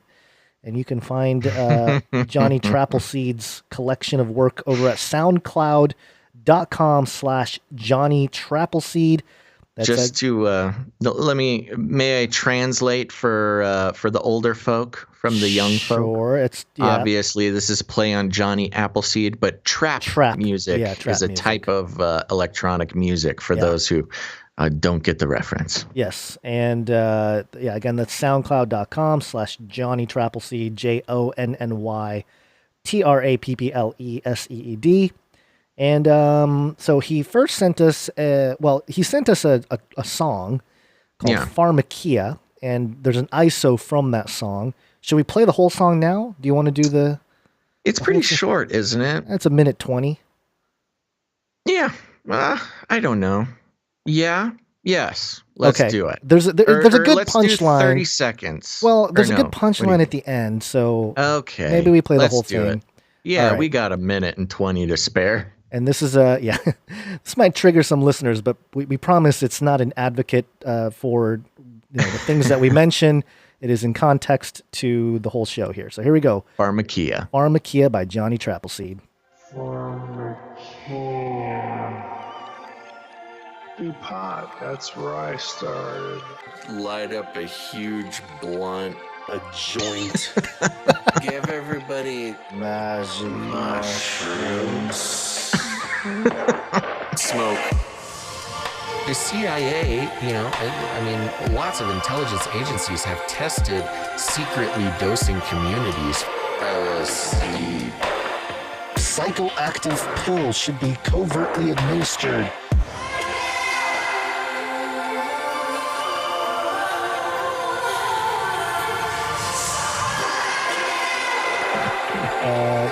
Just put me on some, I don't know. Give you a shot in the butt. Fluoride, oxytocin, get a chemical hug. I did dabble, some of that robot crack. I know what it's like. It's a lethal recipe for disaster. You need help. If you're a pharmacist, you need to repent. All right, weird. If you're a pharmacist, you need to repent. Thank you very much, Johnny Trappleseed. And yes, that included some very specific sound bites. Yes. Smoke a huge blunt.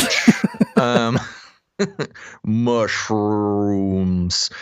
We obviously talk a lot about Pharmakia throughout certain episodes, but this piece features Basil and Gons, as well as guest stars Dr. Michael S. Heiser and Hamish the Illusion Patterson.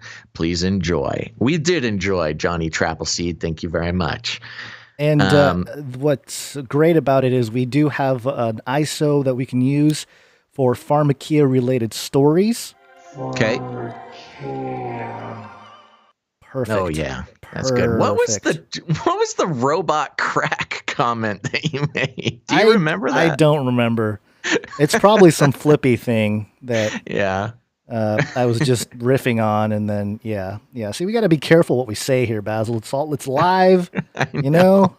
We joke that you could clip a lot of the stuff we say and make it sound bad. I'm I sure. like the clip of me saying sparking up a huge blunt. I sound like such a dork. Like I've never, like sparking up a huge blunt. All right, so that was fantastic. Great work there, Johnny Trappleseed. We appreciate it, and so there you go. That's one way to really take content from our show and make content for our show. That's right. It's a cyclical thing. It's a big circle. All right, next up we have producer Andreas, who came with a couple ISOs. All right, a couple good ones. I think these are they're almost like. I don't know. We need these for certain points of the conversation. Here's a classic. That's it, man. Game over, man. It's game over. Game over, man. Do you remember what movie that was from? No. I'm trying to find the email because I think. Oh, is it from the same movie as the other one? It's Burn After Reading. Was it Burn After Yeah, Reading? They're both? Yep. I don't know if they both were, but the next one is from Burn After Reading. Let me see if I can pull it up here. Where is the email? Aliens. It's from Aliens. Oh, no, wait. I'm sorry. No, I know that line is it's from an alien movie, though, isn't it? Okay. I don't know. I don't recognize that one. But. Okay. I remember it from my youth. Game over. We used to say that on the playground, Game over, man. Yeah. So, Bill Paxton on Aliens. In Aliens. Yes, there you go. You're Thank right. you, Okay, Carolyn Nunez. And also, the Russians. The Russians? Yeah. The Russians? Yeah. That's from Burn After Reading. That Yes. was a pretty funny movie. Coen Brothers movie. Good The one. Russians? The Russians? Yeah. The Russians. That's kind of how I felt. I don't know if you remember this, Gons. I don't know if anybody remembers this at this point, but it was back in 2016 when they first started vilifying the Russians again. Mm-hmm. And it seemed, now it's obvious we do that all the time. We're kind of used to it. But back in 2015, 2016, when the re-vilification of the Russians started up, that was kind of how I felt. It was like suddenly like, oh, who don't we like now? The Russians? Yeah. The Russians. Yeah. It's like, okay, we're supposed to be all Cold War-y again. Okay, if you say so. Well, we're in the second Cold War, so of course we have to. Apparently. We have to talk about that. So thank you, Andrea, for those it's Andreas. ISOs. Andreas? Yeah. Yes, thank you, Andreas. Thank you, Andreas. Great producer. And also we have one more from producer Michael, and this is titled Nothing to See Here.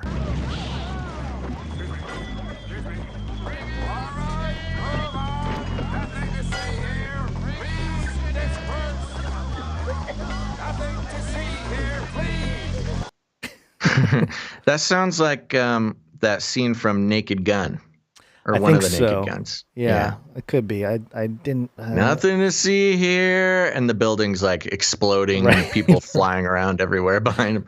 Go about your day. Right. That's sort of the current situation of our country. Isn't it interesting That's our how every day now? Yeah. Interesting how movies basically wrote the script for our reality today. Oh, we knew that. We knew it. Okay, so thank you, producer Michael. Did all of the jingles and ISOs and music, and I added Pharmakia at the end of the show for the playlist. So we will not be complete with thanking our producers without showing some art. One art, please. Yay! And once again, we have people in the chat just begging for art, Guns. We're finally there, folks. We did it. We made it. First, I'm going to start with our prolific artist, Allie. She came in today with Cat Burglars. This is incredible, Basil. I mean, she takes moments of the show that are, just like kind of a, mentioned in passing, and she'll just make an entire piece with it. It's incredible how she does this. Yes. It looks like we're dropping out here, which is really too bad. Yeah, I'm watching the Twitch stream, and it is, it is hurting. But we'll wait a second before we get too deep. But yes, so here we go. We've got Allie's art up here. What did she call it? Cat Burglars. I mentioned there was a story. I forget which story it was, but it had a picture of a few guys in the White House, very dramatic looking. And behind them was this epic painting of Teddy Roosevelt riding a horse with a gold frame. And I was trying to... recruit my Nicolas Cage National Treasure team to steal it from the White House. Right. And Allie came through. The cats. Why didn't I think about this? I got Cat Burglars ready to go. We've got a great rendition of the painting. Oh, the paint.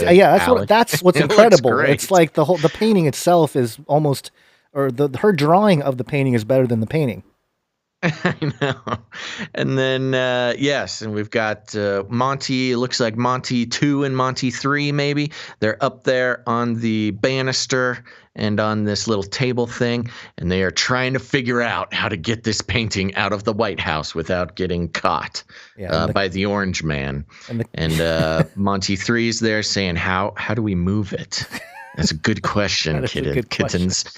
You don't even have thumbs, but if anybody could do it, the cat burglars can. Thank you very much, producer Allie Gazelenbaum, impressing us all. Impressive, and always a show reference. You got to listen to the show to get Allie's art. That's basic fact. Yes. So thank you, producer Allie. And that's just how I like it, too. And that's exactly how we like it. And it's rewarding for the people that really do listen to the show. It just adds, just more depth to everything we do here. Yes. Next and of course, watch live. Yes. We have Yvonne coming up with another hand-drawn art here. This one's called Above, Below, Reverse. And the idea here is, did you get the second email? Was there another? I think this is the second one. Or is it different? I think this is the... Hold on, let me pull it up. We just want to make sure that we are... correct with our artist's stuff here. Looking for it. Cannot find it. I think the name got changed. Oh, is it good versus, or one fight good versus evil? Or above, below? Yes. Okay, one fight good versus please evil. Use this one fight good versus evil. There we go. Yeah. Yeah, so it's a big goat demon looking fella. And good looking, good nasty looking Baphomet. Yeah, Baphomet, and then an angel with a sword going up against him. So there you go. And it kind of reminds me of, do you remember the NDE episode we did?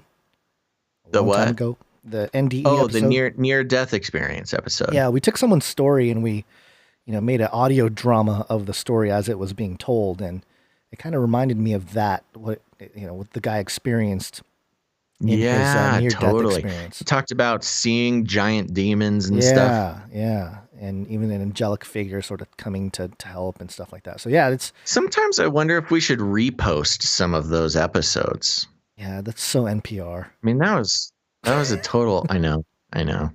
Well, we could at least post it on social so people can find it easy. That's true. We should do that, actually. Yeah. That's a good idea. Yeah, all right. Need to be doing so thank you, Yvonne. That's a great art. Very good, Yvonne. Thank you. Appreciate it. And next up, this is the one we owe from last episode. This is done by Mark. And this is basically the Canary Cry logo. And I'm going to mute the chat for a moment there on the screen. International Canary Cry News Talk, and basically it's the Canary Cry News Talk logo, except all the flags of the nation, super New World Order, one world government-ish, except... Yeah, I was going to say... This was regarding last episode or 2 episodes ago when we had... the International Canary Cry News Talk crowd was showing up, man. Everybody was posting where they're from. They're all over the place. Yeah, and so to reflect the worldwide family of listeners, Mark came up with a logo with that represents all the countries out there via flags. Canary Cry News Talk, your place for globalization. Yeah. So I like it. International Canary Cry News Talk. We truly are an international family now. We are. There's so many listeners from so many different places on this pancake donut. Hollow pancake donut. Hollow pancake donut. That's right. Thank you very much, Producer Mark. Thank you, Producer Mark. Sorry it took a couple extra episodes to get it up. Yeah, I apologize for that. It just slipped through. There's a lot of art coming in, and it's half my prep time is just prepping the art now. The jingles. Worth it. Yeah, definitely. This one's from 88. Here's another one. Another great handwritten or hand-drawn piece here. This piece is called If Not Good News, Then Not Chinese News, I think. Something like that. Did I get that right? It's not good news. It's not Chinese news. That's what I wrote. Hold on, it could be. It's not good news if it's not Chinese news. Okay, there you go. That's Hold on, right. I'm So I was trying right to pull the it first up time. again. But it's basically Basil. If it's not good news, then it is not Chinese news. Yes. There we go. Yeah. That's what it is. It's Basil in Canary form, in cartoon Canary form. He's got his red communist red phone, his googly eyes with his shifty eyes there. He's got the communist. Oh my gosh. Sorry, I had to wait for the Twitch stream to catch up. You haven't seen this one yet? I hadn't seen this one. Oh, okay. You got the communist hat, a cigarette falling out of his mouth, a Band-Aid on his nose. Yeah, this is great. Wow, there's a rocket ship with a Chinese flag on it, with the moon with the Chinese flag. We got some drones. Yeah, a bat. We got the Corona bat up there. Well, the moon has the CCP flag. It's not exactly Yes. a Chinese flag, but same thing, I guess. Okay. Yeah, some drones, some bat, a bat that's It's the bat that says cough cough. Get it? The Ronas. Then my little speech bubble says, "Hello? Yes, this is Chinese news." Gosh, this one is great. Good job, 88. Yeah, this is really, it represents the jingle, the Chinese news jingle in art form. It's quite remarkable. It really is. It captures the spirit of the Chinese news jingle. And I've got my giant googly eyes, although they are a little bit more humanized. My pupils are facing different directions, so it's legit. Yeah, let me see if I have the Chinese news jingle. I made a few of them, and I don't remember which one we went with. Let's. Oh, they're too long. Some of these are too long, which means they're not the right ones. Let me see here. All right, I'm gonna go for it with one of them. I just love looking at it, man. Welcome to Chinese Show. Wow, man. And we're allowed to make fun of them. I love showing these off. Yeah, all the great. art. I love showing off all the art.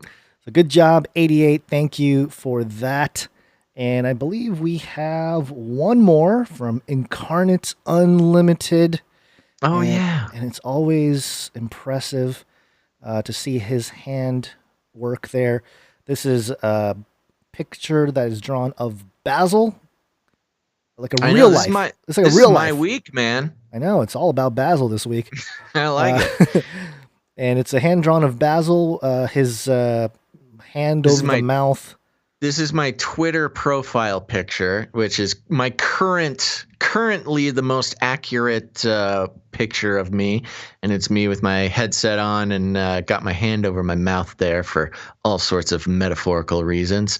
And yeah, Incarnate Unlimited, as usual, very talented. I've seen him in the chat, or them. I'm actually not sure if it's a man or a woman.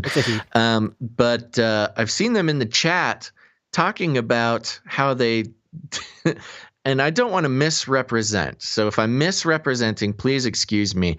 But they kind of have talked about how they don't like really drawing much anymore. But whenever they do, it's amazing. They did your portrait, which was fantastic, and now I'm so happy to have my very own Incarnate Unlimited portrait. And he's in the chat. Thank you very much. He's in the chat. He says, respecting your anonymity. So I appreciate that, Incarnate. Thank you so much. Yeah, very good. Very talented. Very nice. And a great rendition of my Twitter profile pic. Yeah, good job, Incarnate Unlimited, who was also he sang during something I watched when I was a kid, Metallica, live on MTV. Yeah, he Creeping Death. He's a cool guy. Looked cool good. Guy, Sounded man. great. All right. High five to James Hetfield. I'm jealous. All right. That's all the artwork for today. Thank you, all the producers, with your time, talent, or treasure. I like that. It's a straight rip from Adam Curry, but hey, it makes sense. Time, treasure, and talent. And that really is the value for value model on full display here. I know it's a little bit of a longer break, but we have more producers coming in with great stuff. And And so, yeah, we appreciate it. And thank you so much to all the producers out there.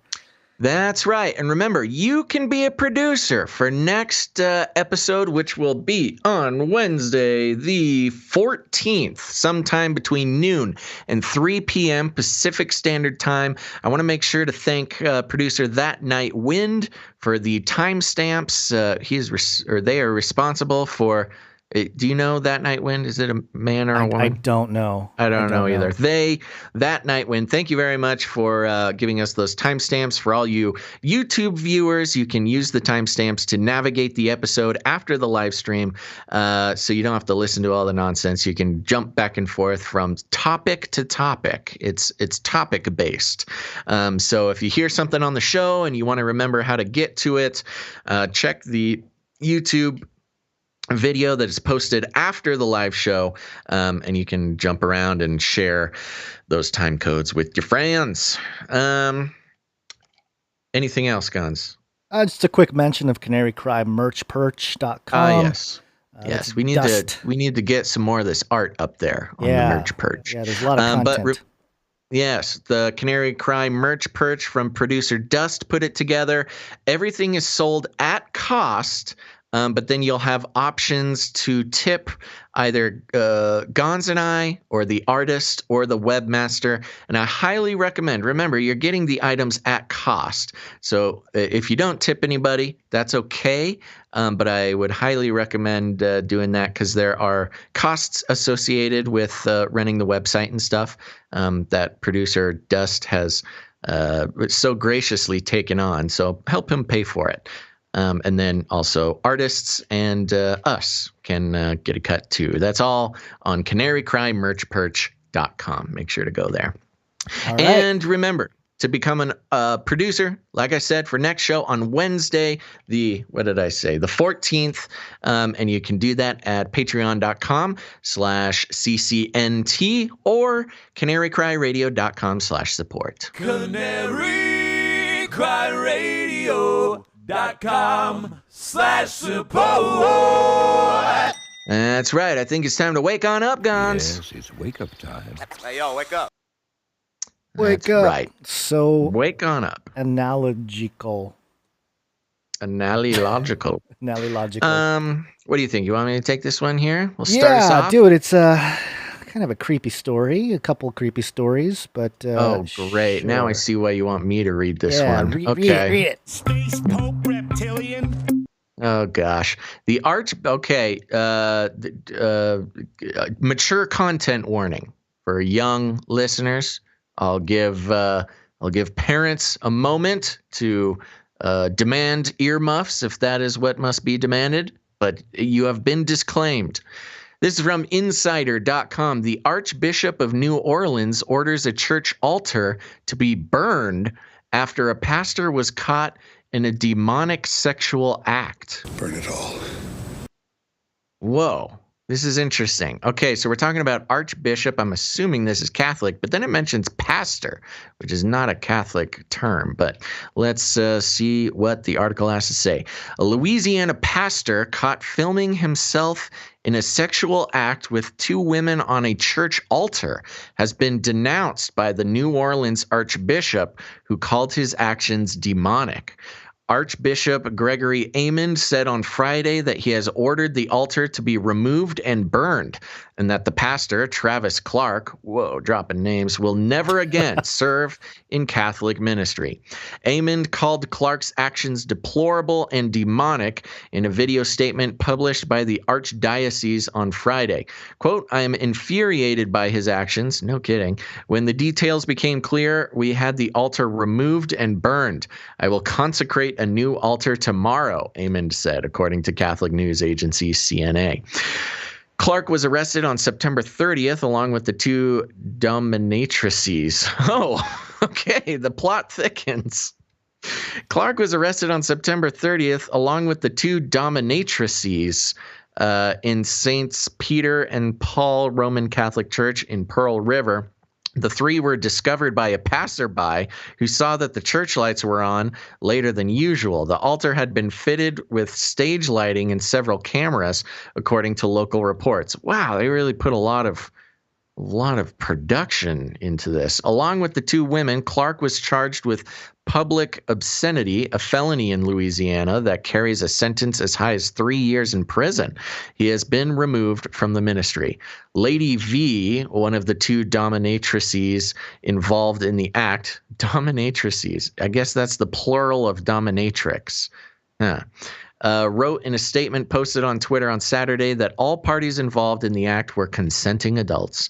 Quote, I understand that people may be upset by this situation, but that does not make this conduct illegal or criminal in any way.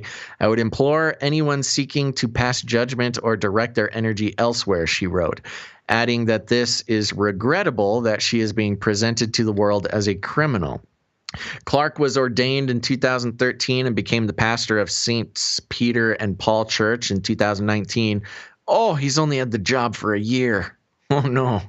Last month, a former priest in the same church, Pat Whittingham, reportedly told Archbishop Amond that he had sent inappropriate texts to a local high school student where he had been chaplain, according to a NOLA.com report. Oof, this church is having problems, man. Quote, what has happened concerning Pat Whittingham and Travis Clark is unacceptable. It's sin and it cannot be tolerated. Amon said in a video statement, quote, let me be clear. Both were removed from the ministry immediately and will never serve again in Catholic ministry. Whew, hallelujah. That's crazy. Yeah, you know, this is one of those it's disturbing on one end, but also, you know, this type of thing happens well, maybe not to this explicit sense here, but it's one of those things where it's happened to churches more than you'd think, I think. Maybe not the explicit act here, but this type of, pastors and stuff finding themselves in a situation that's less than appropriate, if you will. Oh, you're certainly putting it kindly. Yeah. I'm getting a message from the chat, Crystal on YouTube. Pastor means he's in charge of that church. I was unaware that Catholics had a pastor position. I'm not sure if that's what you're referring to, Crystal, but I guess they do. Yeah, I was looking at the hierarchy of the Catholic Church just to sort of see, what level some of these people are at. And according to this chart here, it's like a pyramid shape here. The Pope, fancy that. Yeah, the Pope is at the top, then cardinals, then archbishops, then bishops, then priests, then deacons, then the laity. And I don't see pastor on there. But maybe that's, depending on. Yeah, and the reason I bring it into question is because it would not be out of the question for, a secular outlet like Insider to get pastor and priest confused. But maybe they're, I don't know. But whatever it is, they're reporting it as pastor. I guess it's not the most important detail, but. Yeah. And here's the thing that I want to know in terms of the situation here, because obviously the obvious thing to do is to kick this guy out and say you will never serve in the Catholic Church and whatever. Mm-hmm. But is there anything to help people like this, or to point them in the right direction in terms of healing or anything like that, or is it just like, get out of here, you're done, you're banned? Well, probably not. The problem here is of course, look, I'm not here telling anybody I'm not here trying to tell anybody how to what spend are you their saying? free time. But what I am saying is, he obviously put a lot of energy into making this night happen and produced a whole thing and paid for the dominatrixes. This was a planned event. And of course, if you get busted, it's going to be a big deal. This wasn't like, oops, I don't know how this happened. I just fell into temptation at a moment's notice. Well, that's the other part. You spent a bunch of money and a bunch of time planning this. And technology. Because you obviously wanted to make a video that was probably going to go on the internet and do a whole thing. So, so the other part of this is I don't want to, allow this archbishop off the hook either. How are you bringing in people? Allegedly, this would be the guy who hired these That's two what I'm saying. consecutive people. I mean, that's what I'm saying. Like, where's the discernment of Right. hiring people into your church if they're like, within a year, they're like, hey, I got an idea. And Yeah. you know what I mean? And I mean, Yeah. it's just, Well, of I'm not course, letting the him off the Catholic hook. Church is not necessarily famous for their good judgment in Especially this kind of stuff, right? Yeah. Yeah, so pretty disturbing. And, yeah, you know, the church you and I met at, Basil, there was a lot of drama before we ever showed up to the church. I don't know if you ever knew, but there was a big drama with homosexual acts in certain parts of the church. And it's the reason why every office in that church, Basil, had windows. Oh, that is very interesting. It was a construction decision after the event took place. Oh, that makes sense. I always thought there was a lot of windows in that place. Yeah. So again, it's you know, it happens. really made it hard for me to take naps on the job. Should I tell people where you took naps? I remember you took a nap. I took many naps. I think you've mentioned publicly you were in a tech closet. The closet one? Yeah. Yes. Yeah. I had a very scary sleep paralysis incident in that closet. I know, during a service. And I never took a nap in that closet again. I was terrified. I know. It happened to be right under the pews too. Yeah. Yeah, that was spooky. Yeah. So anyway, yeah. Thought I would bring in the creepies. That is definitely creepy. And I think, you know, I don't know this archbishop. I have no interest in defending anybody involved in this, but he certainly made a political decision to take out the altar and burn it, because certainly nobody in the congregation could ever look at that altar the same way ever again. I understand. For sure, that's true, especially now that it's gone public. But also, it still feels like to me, and this is just my opinion, just be very clear, that a lot of that was kind of staging to make it seem like he's totally, I had no idea, I'm totally innocent in this. But, you know, anybody looking from afar is like, dude, why are you hiring people like this over and over again? And it seems to be a pattern. I mean, and you really don't know. Again, putting on the tinfoil hat with the track record of the Catholic Church, who knows? He could have known about it and just when they got caught. Maybe he ordered for the whole thing to be made and then he got caught. So now he's got to throw his poor pastor there under the bus. Yeah. Well, I don't want to unnecessarily burn any of I guess burn is not the right word in this context, but unnecessarily, you know, chastise any Catholics. We do have Catholics who do listen to the show, but and through all this disclaimers, I forgot what I was going to say. I got lost in the disclaimers. I got so lost in that's how they get you.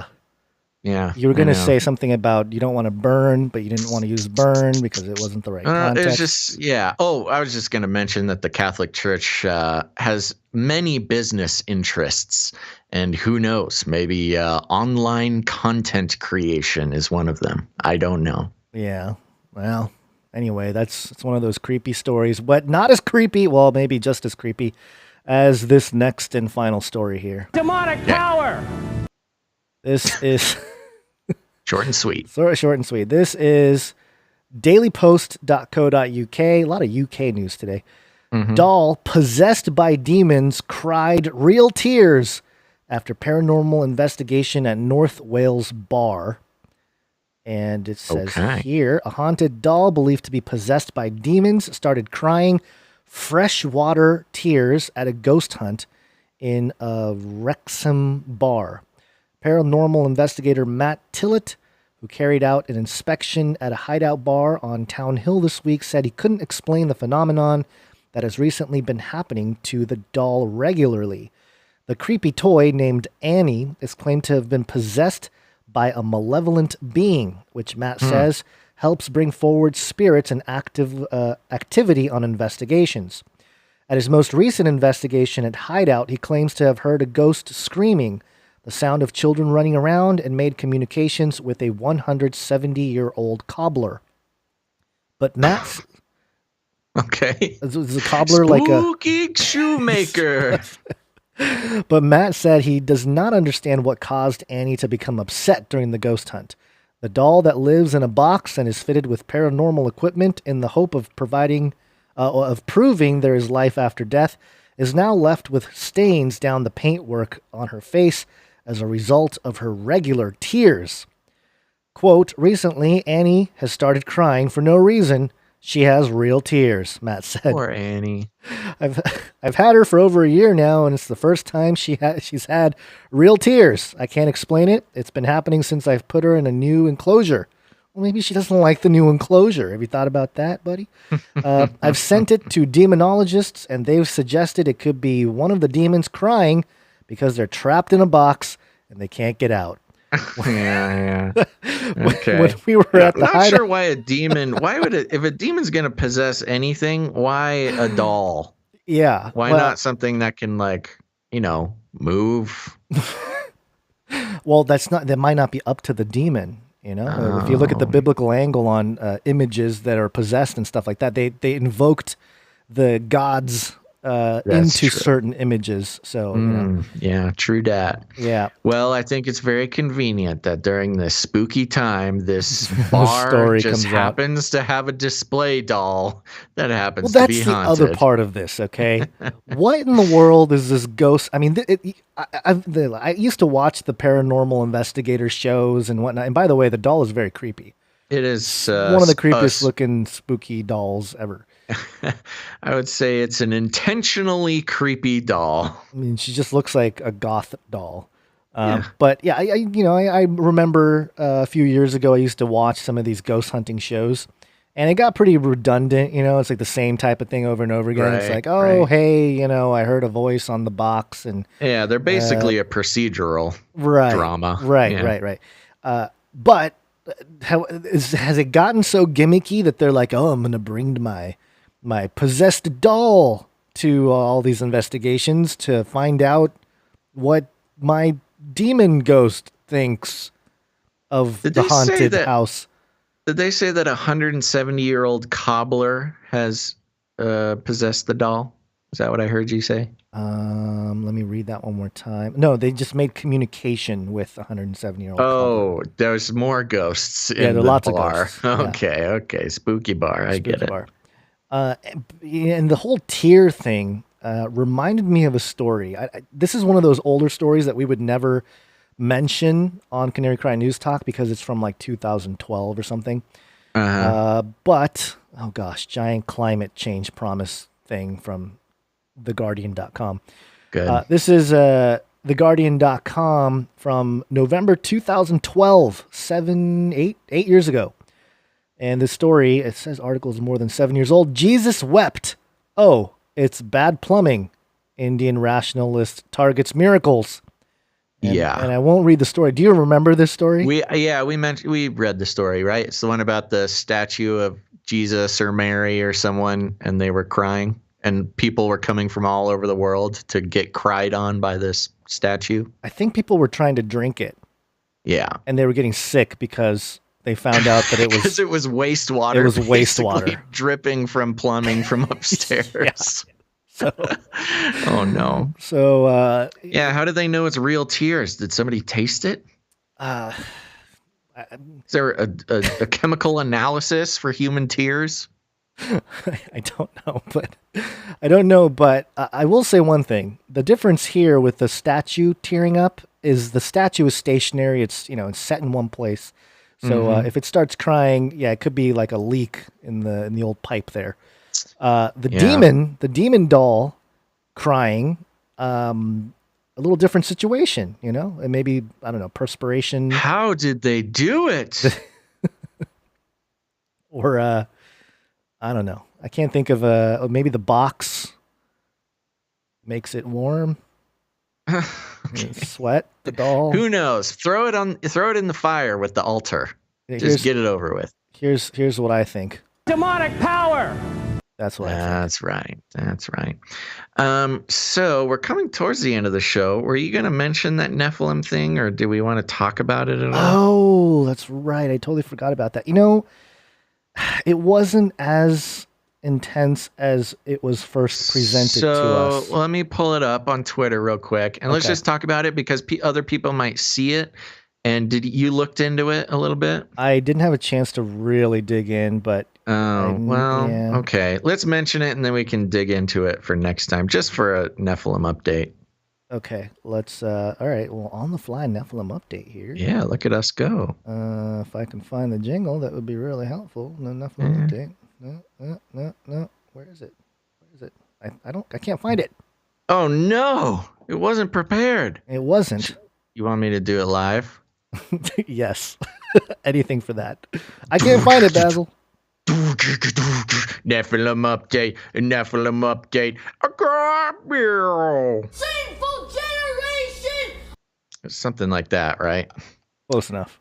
Okay. I'm going to give you this picture. Do you have the picture? Do you need it? Yeah, I'll pull it up in a second here. I'm trying to look for it. It I basically. have it. I'm going to send it to you on Skype if that works for you. Don't do it on Skype because then it'll ruin your video unless you're okay with ruining your video. Where do you want it? You want it in the dock here? Let me throw I'm it going in to the go dock. ahead and just find it because it's on my feed. I'm close to it. Okay, Because Mr. Gons I can doesn't smell need it. any help from his good buddy Basil. Let's see if I can get it in there before you found it. Haha, got it in there. There it is. Good. It's on the dock. Okay. Is it? Yeah. I'm still looking for it. It's down at the bottom. It's good radio. So we got a tweet. I do want to give a shout out because we appreciate having this drawn to our attention at Daggers9 on Twitter. Daggers with a Z9. Thank you very much for the tag in this. It was very interesting to explore. And allegedly, this is a list of Clinton email subject lines, right? Yeah. And that's what we're currently trying to confirm. But so initial investigation does not seem accurate. So the tweet that went out says Hillary mentions the Nephilim and the burial ground of Gilgamesh in an email. That's the claim, and it has a screenshot there. And it says here, Denetra D. Senegar requesting documents pertaining to the resurrection chamber of Gilgamesh, the location of his body, and the location of the buried Nephilim. Which would have been just delicious. Oh, if it would have been truly fantastic. Were an email from Hillary. Fantastic. But there's somebody here that said, I went to find them on the website, and those are not part of Hillary's emails collection. Those are FOIA requests by random people. Be careful. This is the kind of blunder the fake news uses to decredibilize us. So, again, I haven't gone to the website to really dig in myself and look for it. But it could be because it's dated. It's dated December 13th, 2018. Yeah. So it wouldn't be the Clinton emails, even if it was. I mean, it's totally possible somebody mentioned this in a FOIA request, which obviously the government's not going to be like, oh, sure. Yeah. The burial chambers of Gilgamesh. Yeah. Here's all the documents. That's not an email subject line or anything. It doesn't look like it. I think this is the name of the person, Denetra D. Senegar. Yeah. Was requesting documents pertaining to the resurrection chamber of Gilgamesh and the location of his body and the location of a buried Nephilim. Right. The claim that this is Hillary emails has almost no accuracy to it. Well, it's possible they went to a website that had the Hillary emails and then started clicking around, and then they found themselves in another spot. Not to say that this person looks like a big Q person, the person who originally posted it, and they may have stumbled across it, yes, when they were looking for Hillary emails, maybe.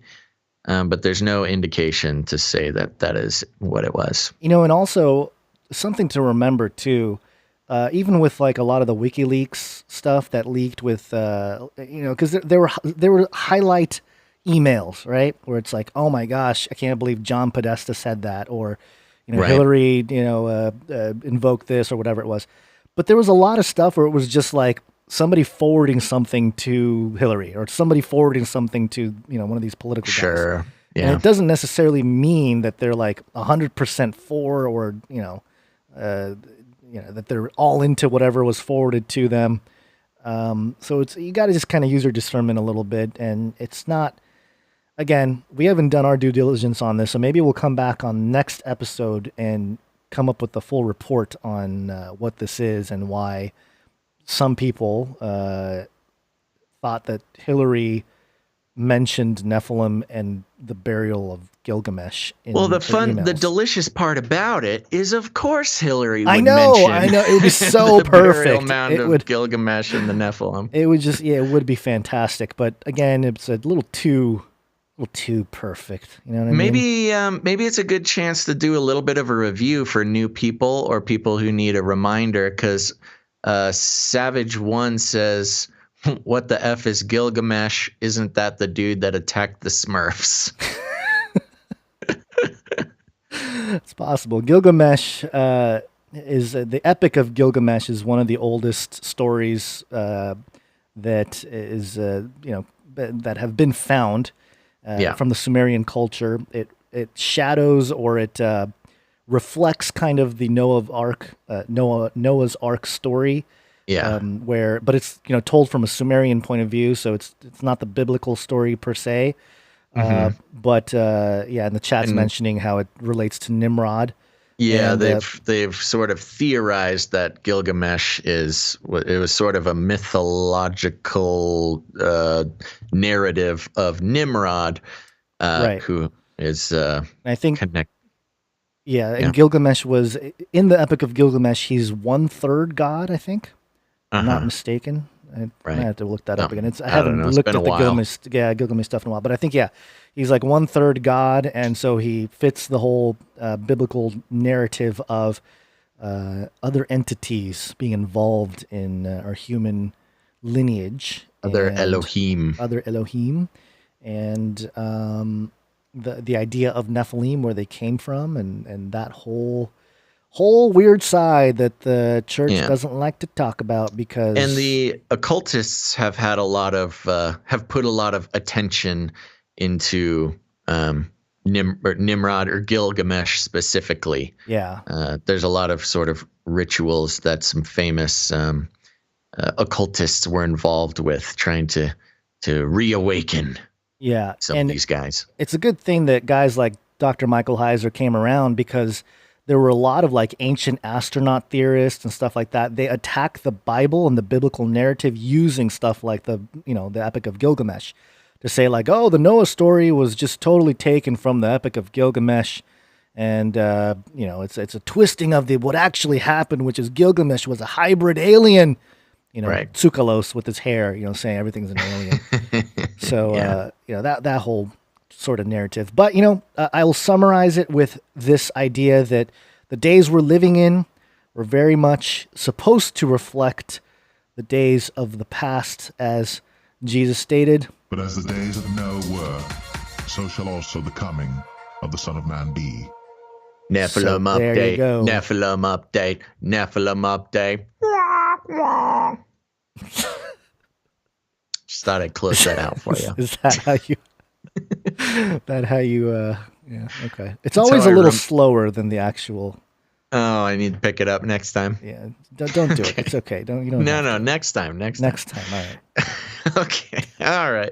I think we did it. Did we do it? Yes, we're way past. I got to get out of here. We got to get out of here. We went I have a pregnant wife at home. Oh, shoot. We went way longer than we meant. Yeah. All right, folks. Well, thank you for tuning into this episode of Canary Cry News Talk. Here's the thing. Remember, we'll be back on Wednesday, the 14th, sometime between noon and 3 p.m. Pacific Standard Time. Remember to put it on your calendar, turn on notifications, follow us on Twitch, twitch.tv/CanaryCryRadio. Don't miss a show. But if you do, remember to subscribe to Canary Cry News Talk on your podcast player. I want to remind everybody to leave ratings and reviews. And here's the best way to do it. Search Apple Podcasts, Canary Cry News Talk on whatever search platform you prefer. That'll bring you straight to our Apple Podcast podcast page. Great place to leave ratings and reviews. We got a couple in already this week, but I'm going to need more. I'm going to be reading reviews on Friday, my favorite time of the week. And we would really appreciate it if you left ratings and reviews. Not just for nothing. I mean, Gonz and I do read them, and it makes us feel good. And it's, it's a great little ego boost once in a while. But more importantly, we are out of control. The algorithms on iTunes, they suggest podcasts to other people. Whoa. And they have lists of the best podcasts in certain categories. And we have no control over that. That is all algorithms based on ratings and reviews. So you, dear listener, can be an integral part of the algorithms sharing the show to people who have never heard it before. Maybe get us back on that top 200 list. We've spent a lot of time on the top 200 list, but we need to get back there. And we can only do that if you leave ratings and reviews. So again, Google or DuckDuckGo or Bing or whatever you do, Apple Podcast, Canary Cry, News Talk, leave a rating and a review, please. Thank you very much. And remember, we'll need some some producers. We need producers for Wednesday's show. So it was a little bit spooky at the beginning of this show. A very short producer list. Luckily, we had some very kind producers come in during the show that saved us. But hallelujah. If you've been considering becoming a producer of the show, maybe now's your time. You can head to patreon.com/CCNT for Canary Cry News Talk. Or if you don't like Patreon, you can head to CanaryCryRadio.com/support. CanaryCryRadio.com/support. That's right. Head to CanaryCryRadio.com/support. Become a producer of the show. We've got monthly producerships, or if commitment's not your thing, you can make a one-time producership in any amount. Head on over there. There's also cryptocurrency and all sorts of other fun ways to help out the show. Now, remember, you can also become a producer with your talent. Are you a musician? Do you know your way around some sound editing software? Can you clip the show? Can you make it into a cool trap song like Johnny Trappleseed? Make sure to stick around for the Canary Cry mixtape at the end of the show. And or are you an artist? Can you create art based on the show? All those are ways that you can become a producer of Canary Cry News Talk. Send those in to CanaryCryRadio@gmail.com. Again, that's CanaryCryRadio@gmail.com. And we will premiere your very talented work on the show on Wednesday's show. So make sure to do that. Thank you to all of today's producers. Producer Gilded Gourd and Jan, producer Aiden, producer Exodus, producer William and Vicky, producer Brian. Thank you guys so much for helping out the show today.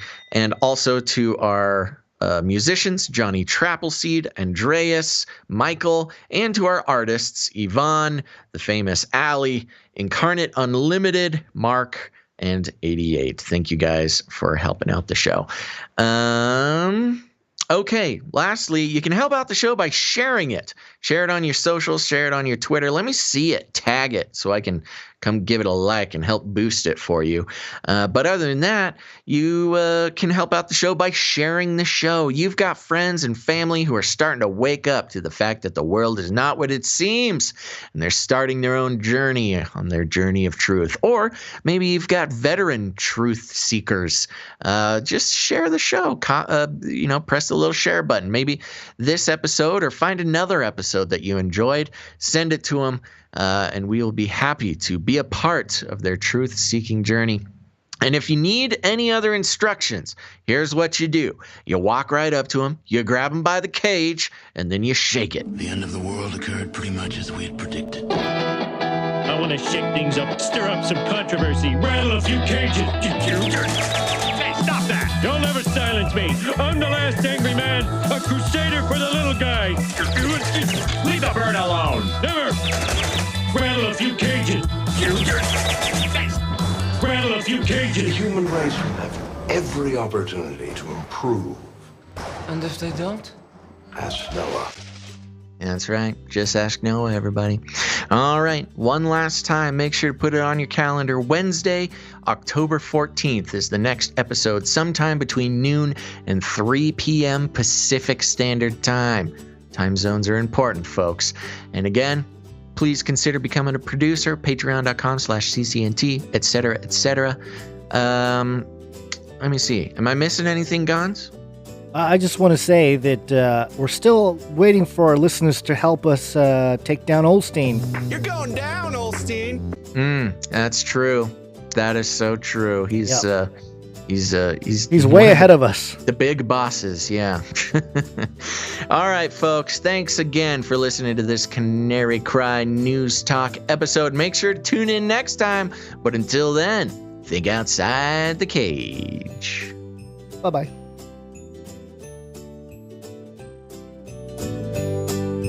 Look it up.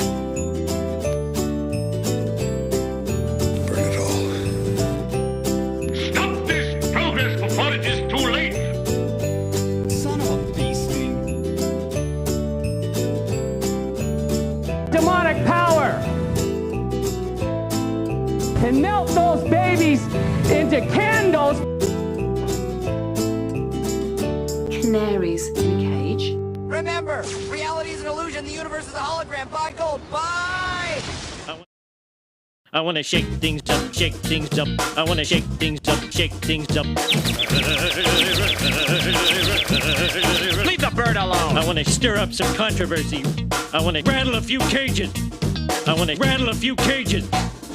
the last angry man. You'll never silence me. I'm the last angry man. I'm the last angry man. You'll never silence me. I'm the last angry man. A crusader for the little guy. Well, we'll see about that. Whatever, Illuminati.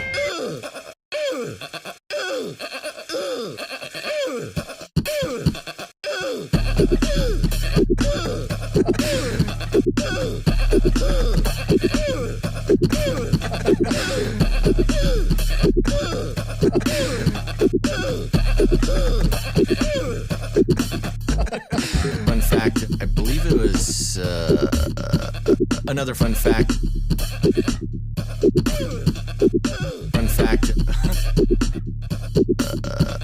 Another fun fact.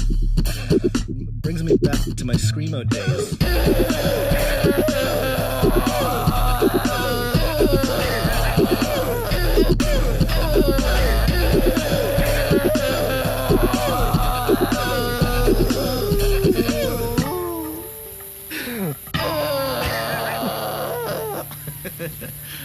From the can.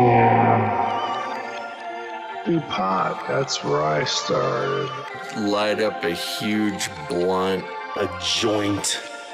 Give everybody Magic mushrooms. Smoke. The CIA, lots of intelligence agencies have tested secretly dosing communities. LSD. Psychoactive pills should be covertly administered.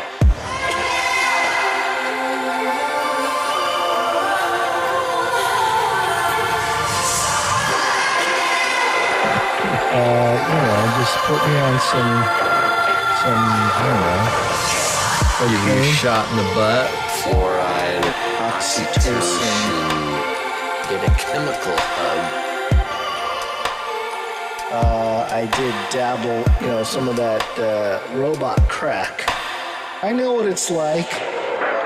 It's a lethal recipe for disaster. You need help. If you're a pharmacist, you need to repent. All right, weird.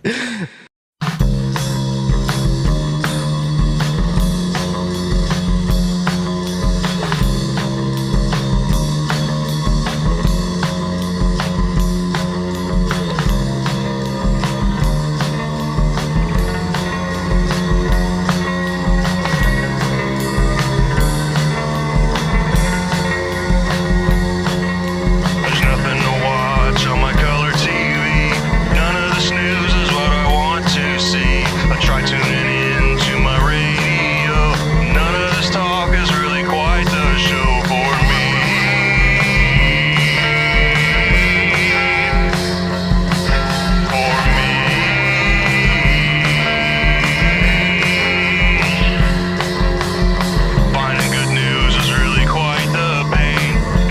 something I ain't got all day. Get on my YouTube, debates like the sun. See what's new, demonetization. Know what's this? To my surprise, I spot a big pair of googly eyes. Click on the video and turn up the sound. What is this gem that I have found? Canary, cry radio, Canary, cry, news talk, Canary,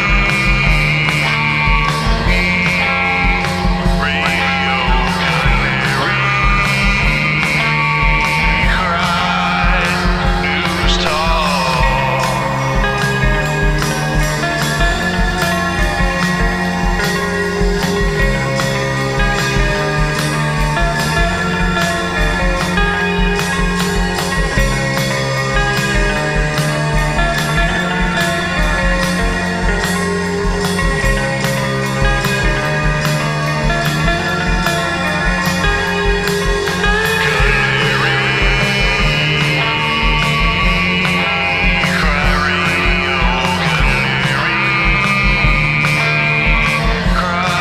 cry, news talk.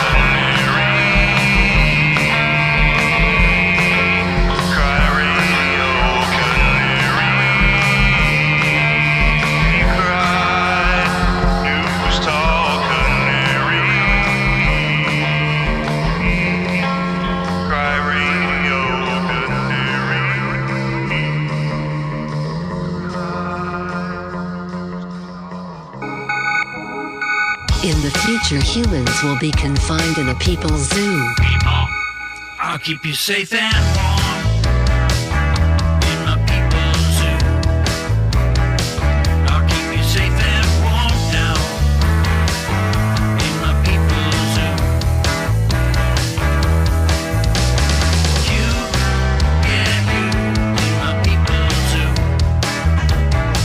I'll keep the cameras on.